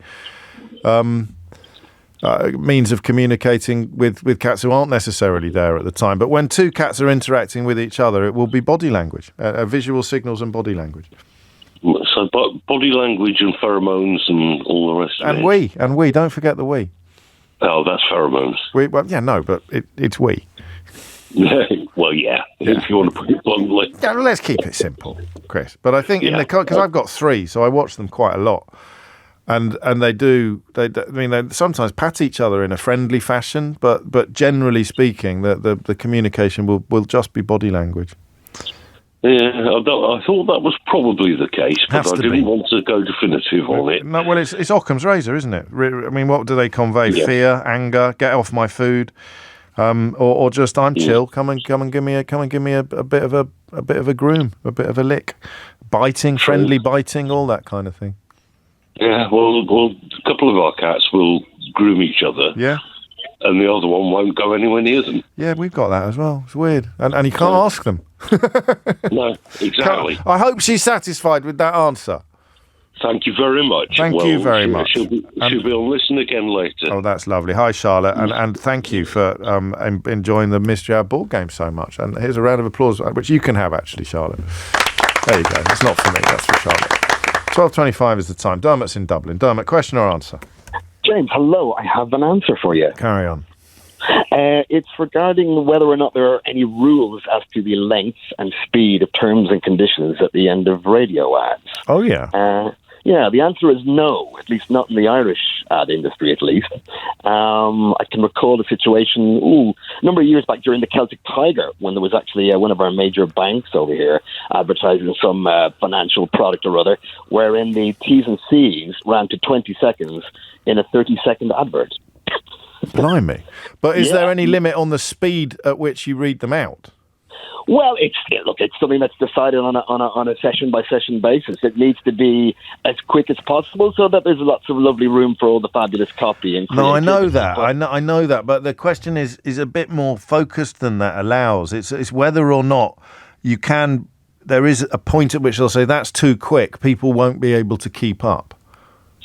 Well, no, there's no hard and fast rule. Again, it's just people's intuition on these things. There comes a point where if it's just a garble, or if it sounds like the audience are being kind of shouted at almost, then a producer or a copywriter in the session will just go, no, that's not the take we want.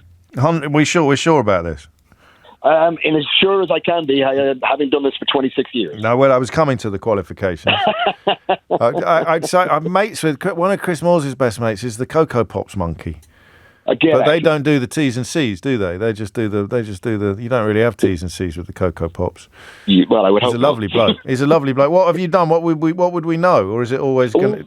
Well, it's all in Ireland, so I doubt very much many people over where you are would have heard some of my work. Did you do the 20-second T's and C's on that financial product? No, but I remember standing in my kitchen and feeling my jaw slowly sink to the. And everyone about it, it's like, well, I suppose racing commentators, horse racing commentators, probably would be the ones you'd want to employ. yeah. Well, I just couldn't believe the 20-second one because it was it's like barely 8 seconds of creativity in here, and the rest is all just. Financial information. It was extraordinary. It was very much the tail wagging the dog at that point. Yeah, but there's the other thing, isn't there? I forgot what I was going to say. saying them out. Yeah, on American adverts for medicines. Some of the T's and C's there go on for plumbing ever. They really do. But the same financial and medicine. It goes, right, well, round of applause for Dermot then. Qualifications already established. 26 years doing voice. No, I could tell when you came on from your voice that you got that kind of, I don't know what it is, that timbre, haven't you, of a professional. You're very kind. Have a great day. Lovely you chatting with you. God bless. Thank you. 12:28. And round of applause for me for not saying grand while talking to an Irishman. Thank you very much. I'm trying to weave myself off it. Stephanie's in Notting Hill. Stephanie, question or answer? It's a question, please, James. Carry on. So, do animals know that they're pregnant, or does the baby just pop out and they've got to figure it out? I mean, is this a question about consciousness or biology? Well, I mean, everything. Surely you've got to have an idea of what you're supposed to do other than just being instinctive. Or, I mean, I know that sometimes the sheep, will kill their babies. But why have you brought that up? Why have you suddenly started talking about sheep killing their babies? My parents have sheep and it happens all the time. Okay. So. Are you worried about your inheritance? No, I just had my own baby and it's a nightmare. So yes. I was thinking if I didn't have 9 months to prepare for it. Well, they go and nest, don't they? They create a little space under the table or under the bed or something when they're going to have kittens or puppies sometimes. But so there must be some sort of evolutionary impulse. But whether it would be knowledge in the human sense, I don't know. I mean, yeah, but a horse who just sort of walks around the field and suddenly someone's yanking something out. I mean. Well, you wanted it out, wouldn't you? Well, you know more about this than I do. There's a state of discomfort that I'm told is achieved at some point in the process. Yeah. Culminating in, just get the bloody thing out of me now, sort of attitudes. Well, I'll find out, does it? It's a great question. I've never even thought about it before. Do you have any pregnant animals in your life at the moment? I don't, but I guess I'm quite animalistic at the moment. So forewarned is forearmed. How old is your baby? How long have you? She is 3 weeks old. Oh, my days. Gosh. So we're keeping you company at the moment. Yeah, exactly. What an honour. What a privilege. It's helped many an evening.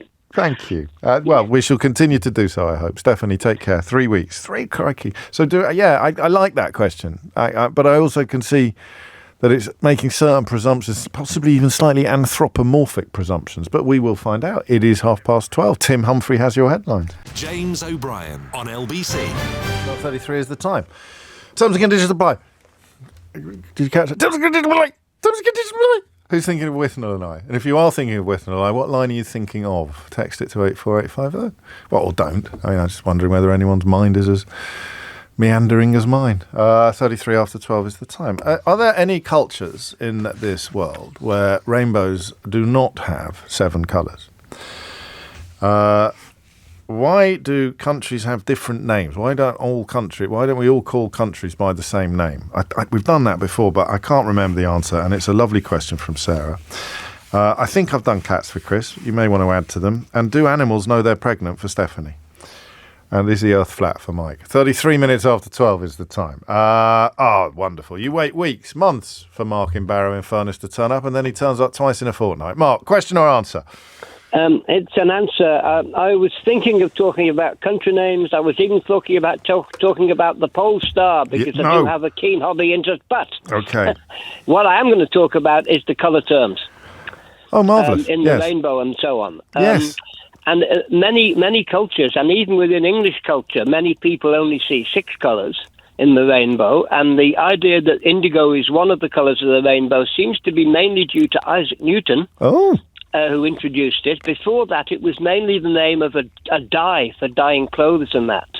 Oh. And it didn't come to be used as a general... And still it's not widely used outside discussion of the rainbow. You don't often hear people say that, that's indigo in colour. And in fact, there is now a movement to abolish indigo as a colour of the rainbow. There is an enthusiast really? Who are campaigning for this. What do we want? No more indigo. When do we want it? Now. But this, in fact, is of course, an example of the fact that languages and cultures do divide the colour spectrum differently. Well, this is I tell you what, Jacob's going to be in clover with this answer, isn't he? He's going to be absolutely delighted to learn what you're telling us. For example, there are some languages which only really have 2 basic colour terms, which correspond with dark and light. Really? Blue is rare as a colour term around the world. So if you said how many colours are there in the rainbow, they'd say 2. they would only be able to say two. And as I say, there are lots of languages that don't have a clear single word for blue. On the other hand, in Russian, there were quite separate words for dark blue and light blue. Right. Not related to each other. And in ancient Greek, the colour terms, a lot of them related not to the hue, but to luminosity, which is why Homer describes the sea as wine-coloured. Well, I never. And he didn't mean it was the colour, it typically be red wine. He didn't mean the sea was red. He meant it was similar luminosity to a wine. I've said it before, and I will say it again. I could listen to you all day.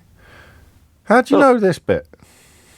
Well, it's something you study when you do a language. I mean, when I did ancient Greek and the culture of ancient Greece, we discussed this.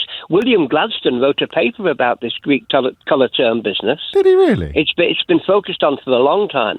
And with Russian, you have to learn it because you can't just say that's blue. You have to distinguish like dark and light blue with different words. So there will be some cultures where there are more than 7 colours in the rainbow. It could. I don't know of any, but there could be. But we definitely know of some where there's fewer. We know in a lot of societies and languages, the rainbow is only divided into 6 colours.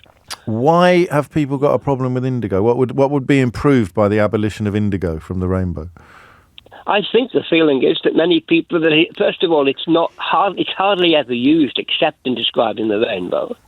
Yeah. But also, many people would struggle to pick it out as a different colour. Yeah, I would. What is it? Is so it? I think that's what's happening, you know. So it's just an unnecessary complication. Yeah.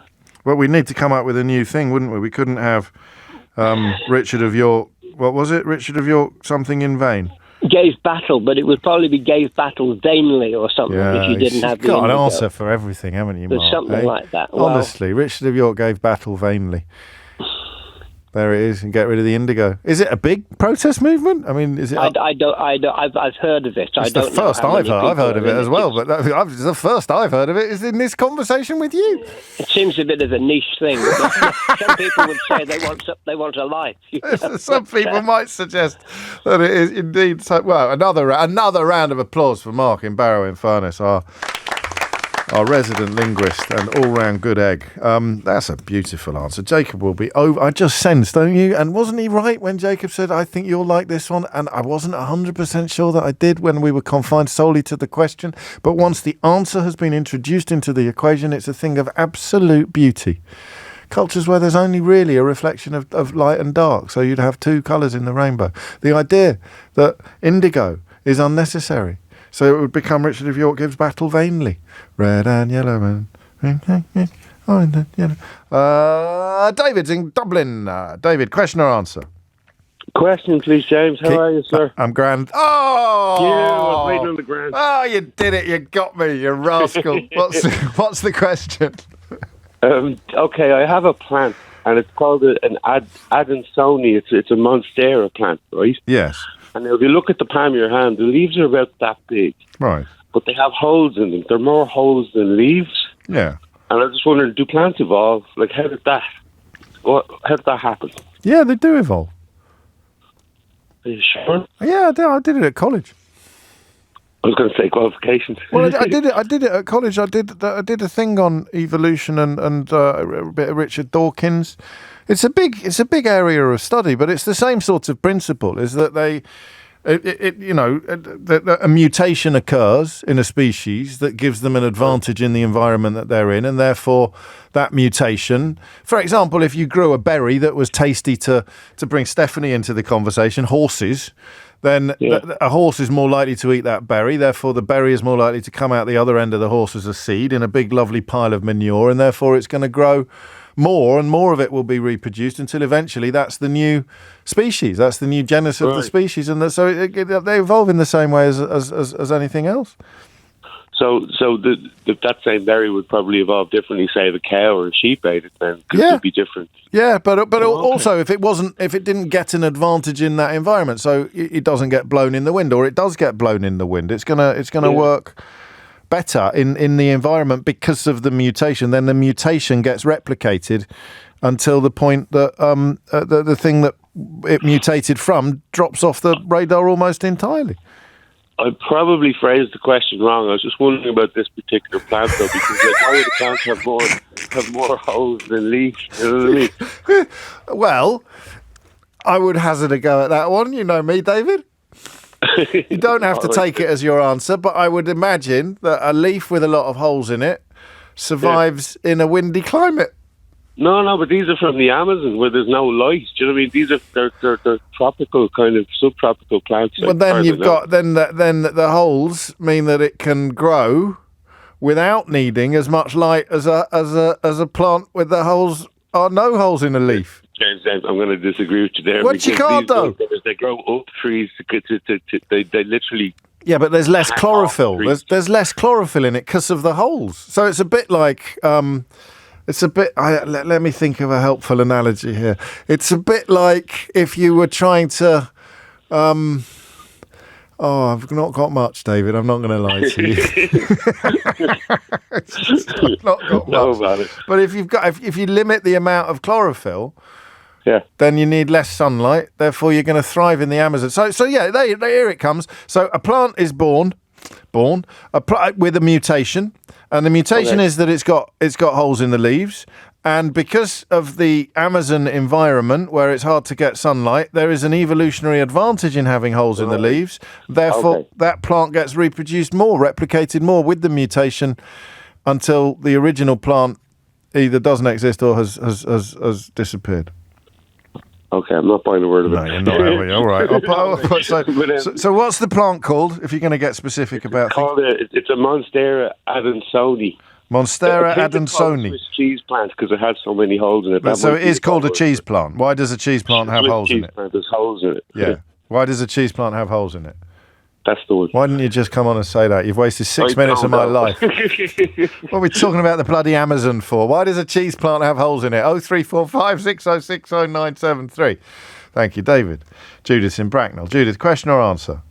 Oh, sorry, in Reading. Oh, sorry, I can't talk to you. I've already used up my Reading quote. Okay.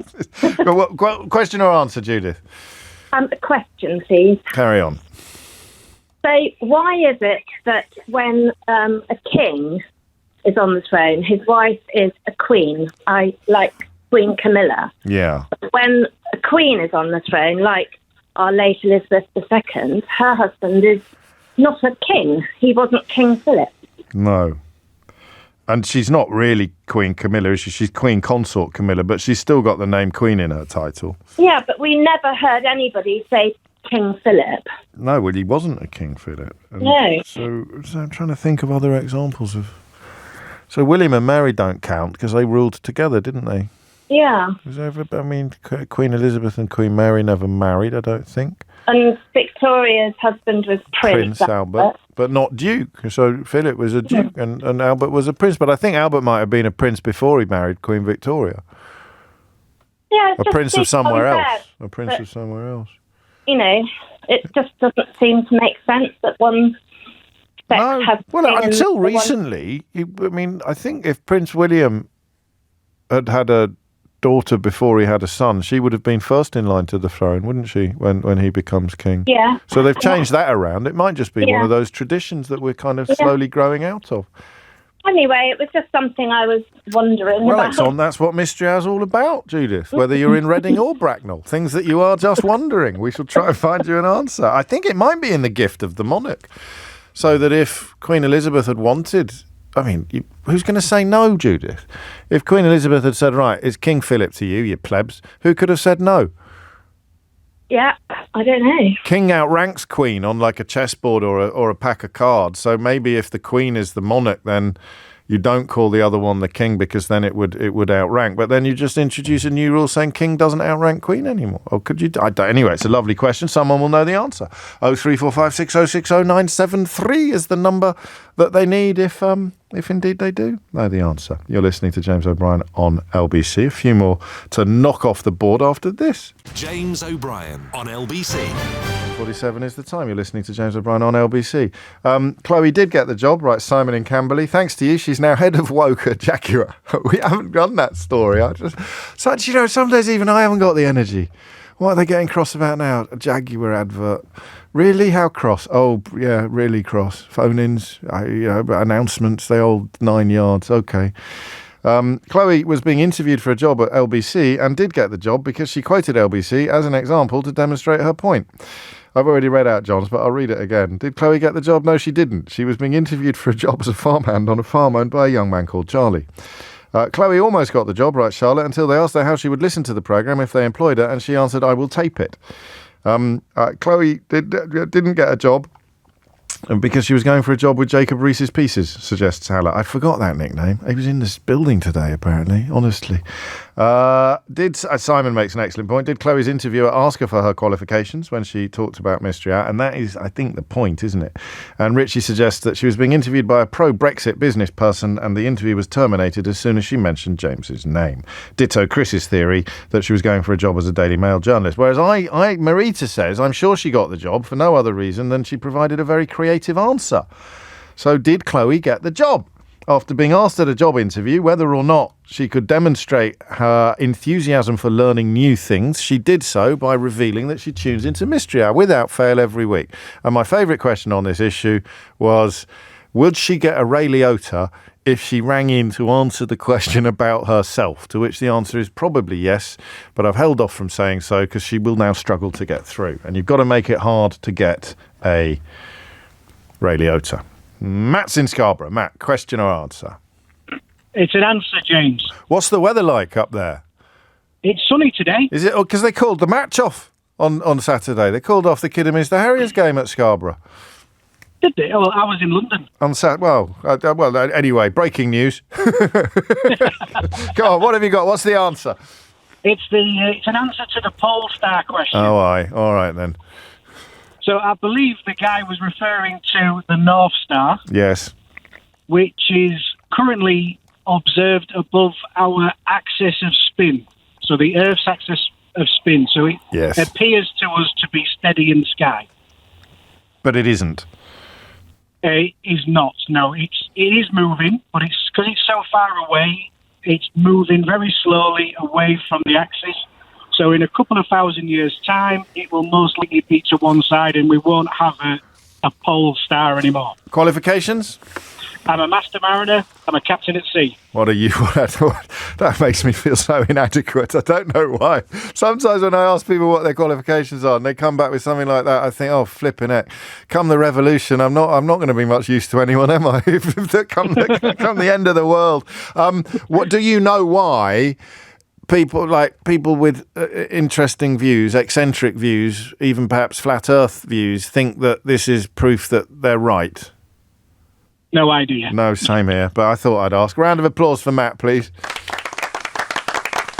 That's lovely holidays in Scarborough when I was a kid, and Filey, which is not far away. 12:51 is the time. Chris is in Bicester. Chris, question or answer? It's an answer, James. Krista in Bicester. What is it? Okay, so it's to the question as to why do cheese plants leaves have holes? Yeah, I gave him. I was drawing on all sorts of undergraduate learning in the context of evolution and plants. All he wanted to know is why his cheese plant has got holes in it. Well, you were bang on about the evolution of the holes. Thank you very much. 100% right there. Thank you. Not that David didn't care a jot, did he, with his cheese plant? Anyway, why has it got holes in it? So it tends to be the upper leaves that have holes in them, and the reason for that is that it allows sunlight to come through those holes and reach the lower foliage. What a brilliant answer! And that would have been a mutation at some point. Absolutely, yeah, would have. Qualifications. So we bought a cheese plant about 3 months ago, and it turned up and it didn't have holes in. So I contacted the people who we bought it from and said, "You've sent us the wrong plant." This is brilliant. Hello, complaints. Came straight back to me. Complaints, please. Straight back to me and said, as it grows, the holes will develop. And sure enough, the holes develop as it grows. That's hilarious. I felt a bit silly. No, you're close to getting a Ray Liotta for this, mate. I mean, literally phoning up the nursery to complain that your cheese plant hasn't got any holes in it. It's just put you. Could you be any better qualified to answer the question? I don't think I could be. This is an odd one. I'm just going to... Would you mind if I just consult with Keith for a moment? Absolutely. This is pretty unique qualifications. How many people have phoned up to complain recently that their cheese plant hasn't got holes in it? What? You're not convinced? Go on then. Oh, I'm Ray Liotta, and you're listening to James O'Brien on LBC. Fantastic. If you build it, they will come. Look at that, Chris. Flipping it. You weren't expecting that when you ordered a cheese plant a few weeks ago, were you? That's the best accolade I've ever received in my life. It's the best I could ever give you. I mean, it's up there. I just love that, though. Do you think they got many calls like yours? Do you think they got many? No, I think other people are more sensible and would probably refer. I've got no holes. There's no holes in my chest. It's almost like a Monty Python sketch, isn't it? I've got no holes in my chest. Is it? I mean, at what point? I love that. Got a bit David Bowie now as well. Holes. John's in Waterlooville. John, question or answer? Josh, even. Question or answer? Hello, James. Answer. When I said Waterlooville, didn't you think, he probably means me? People call me John quite often. All right. But carry on. I don't know. Why didn't you answer? Why didn't you answer then? What were you doing? Carry on. What have you got for me? Right. So the one about the if there's a queen, we don't have a king. So all that is ranked. So a king is deemed to be higher ranked than the queen. And if that happens, so if Prince Philip was King Philip, that would cause a constitutional crisis, and people would automatically think that he outranked her. So you could you pass an act of parliament to make it clear that they're equals, or that there's not? Well, that would be a change in the constitution, wouldn't it? Which goes back. But you can do. Well, we haven't got a written constitution, so this is probably more convention than. Well, you can still have a constitutional crisis, can't you, without a constitution? It's like when someone abdicates or something like that. Exactly. Qualifications? Well, I'm just a lonely engineer with a fascination of royal history. Isn't that a poem? What outranks a king? What outranks a king? Yeah. I don't know. An ace. An ace, yeah. I don't think you can get that in royalty. No, you can on the radio, though. Round of applause for Josh. Thank you, James. No, that's a lovely answer. It is 12:55, so I think we've done them all. Have we finished early? We haven't done the country names one. Mark could have done that. Do animals know that they're pregnant? We've done plant evolution. We've done rainbows. We could squeeze in another question. And we've had a Ray Liotta today as well. So the only one still in need of answers, if you're going to be quick. Do animals know they're pregnant? And so, come on, there's a flipping open goal here on the question of why countries have different names. When you go to one country, why don't we all call all countries by the same name? There's an absolute opening there. 0345 6060 973. You just gave a Ray Liotta for a wrong answer, James. The holes are called fenestrations, and they're not for the light, they're for the wind. I think you missed the... First of all, a fenestration, coming from the Latin for window, is more likely to be about the admission of light than the admission of wind, because you don't build windows into buildings to let the wind in.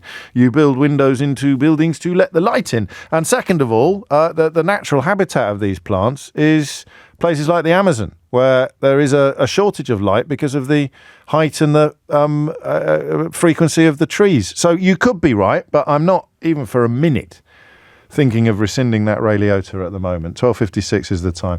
Have we got nothing then? Is that it? Have we done it? We've done mystery. This hasn't happened for ages. I just need answers to the question about the country names or whether or not animals know that they're pregnant. If you know either of those, there's about 90 seconds left for you to squeeze in and help yourself to a massive mystery hour round of applause on 0345 6060 973.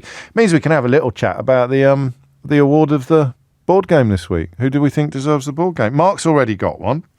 Chris revealed, because ordinarily I'm a bit of a sucker for a child listener, and handing it over to a child is always a nice little experience on the radio. But Chris said that him and Charlotte already enjoy playing it, so we don't need to send him one. T's and C's. I can't send it to Dublin because you can't. That's the T's and C's. Oh, that's funny. I can't give it to the bloke who answered the question about the T's and C's because of the T's and C's. Because in the T's and C's for Mystery Hour, it actually says that we can't send it to anyone outside the UK. Also, And in order to fill a little bit of the time remaining, I may run this by Sheila Fogarty, who, of course, has Irish family. I do. You can't send stuff to Ireland anymore. Oh, stop. I went with that was very Irish, wasn't it? Stop. Your gran. Stop. Oh, your gran. I tried to send books from time to time to people. Get sent back? Yeah. Same. Unless you're prepared to pay £30 customs. Yeah, but you don't even know that. So even if you go to the post office and pay, they send it DPV or whatever it's called, and then you track it, gets to Dublin, you see it's at the airport, think, it'll be there in a couple of days. A week later, still at the airport. A month later, still at the airport. Week after that, back in London. I know. Ridiculous. I mean, if it wasn't caused by Brexit, that would be the Daily Mail would be going nuts about stuff like this. I know. Anyway, who are we going to give the game to, Keith, this week? I think Stephanie. She's got a newborn baby. There's going to be a lot of stuff, she's got. I think we'll give it to Steph. Stephanie gets the mystery. Stephanie in Notting Hill. Also, she didn't get an answer to her question about horses wandering around a field and just dropping foals willy-nilly. So the least we can do is throw her a Mystery Hour board game. If you missed any of today's show, you can listen back on Catch Up on Global Player, where you can also pause and rewind live radio, as well as listen to a range of podcasts. Download now for free from your app store or head to globalplayer.com. Coming up at 4 on LBC, it's Tom Swarbrick. Now it's time for Sheila Fogarty. James O'Brien on LBC.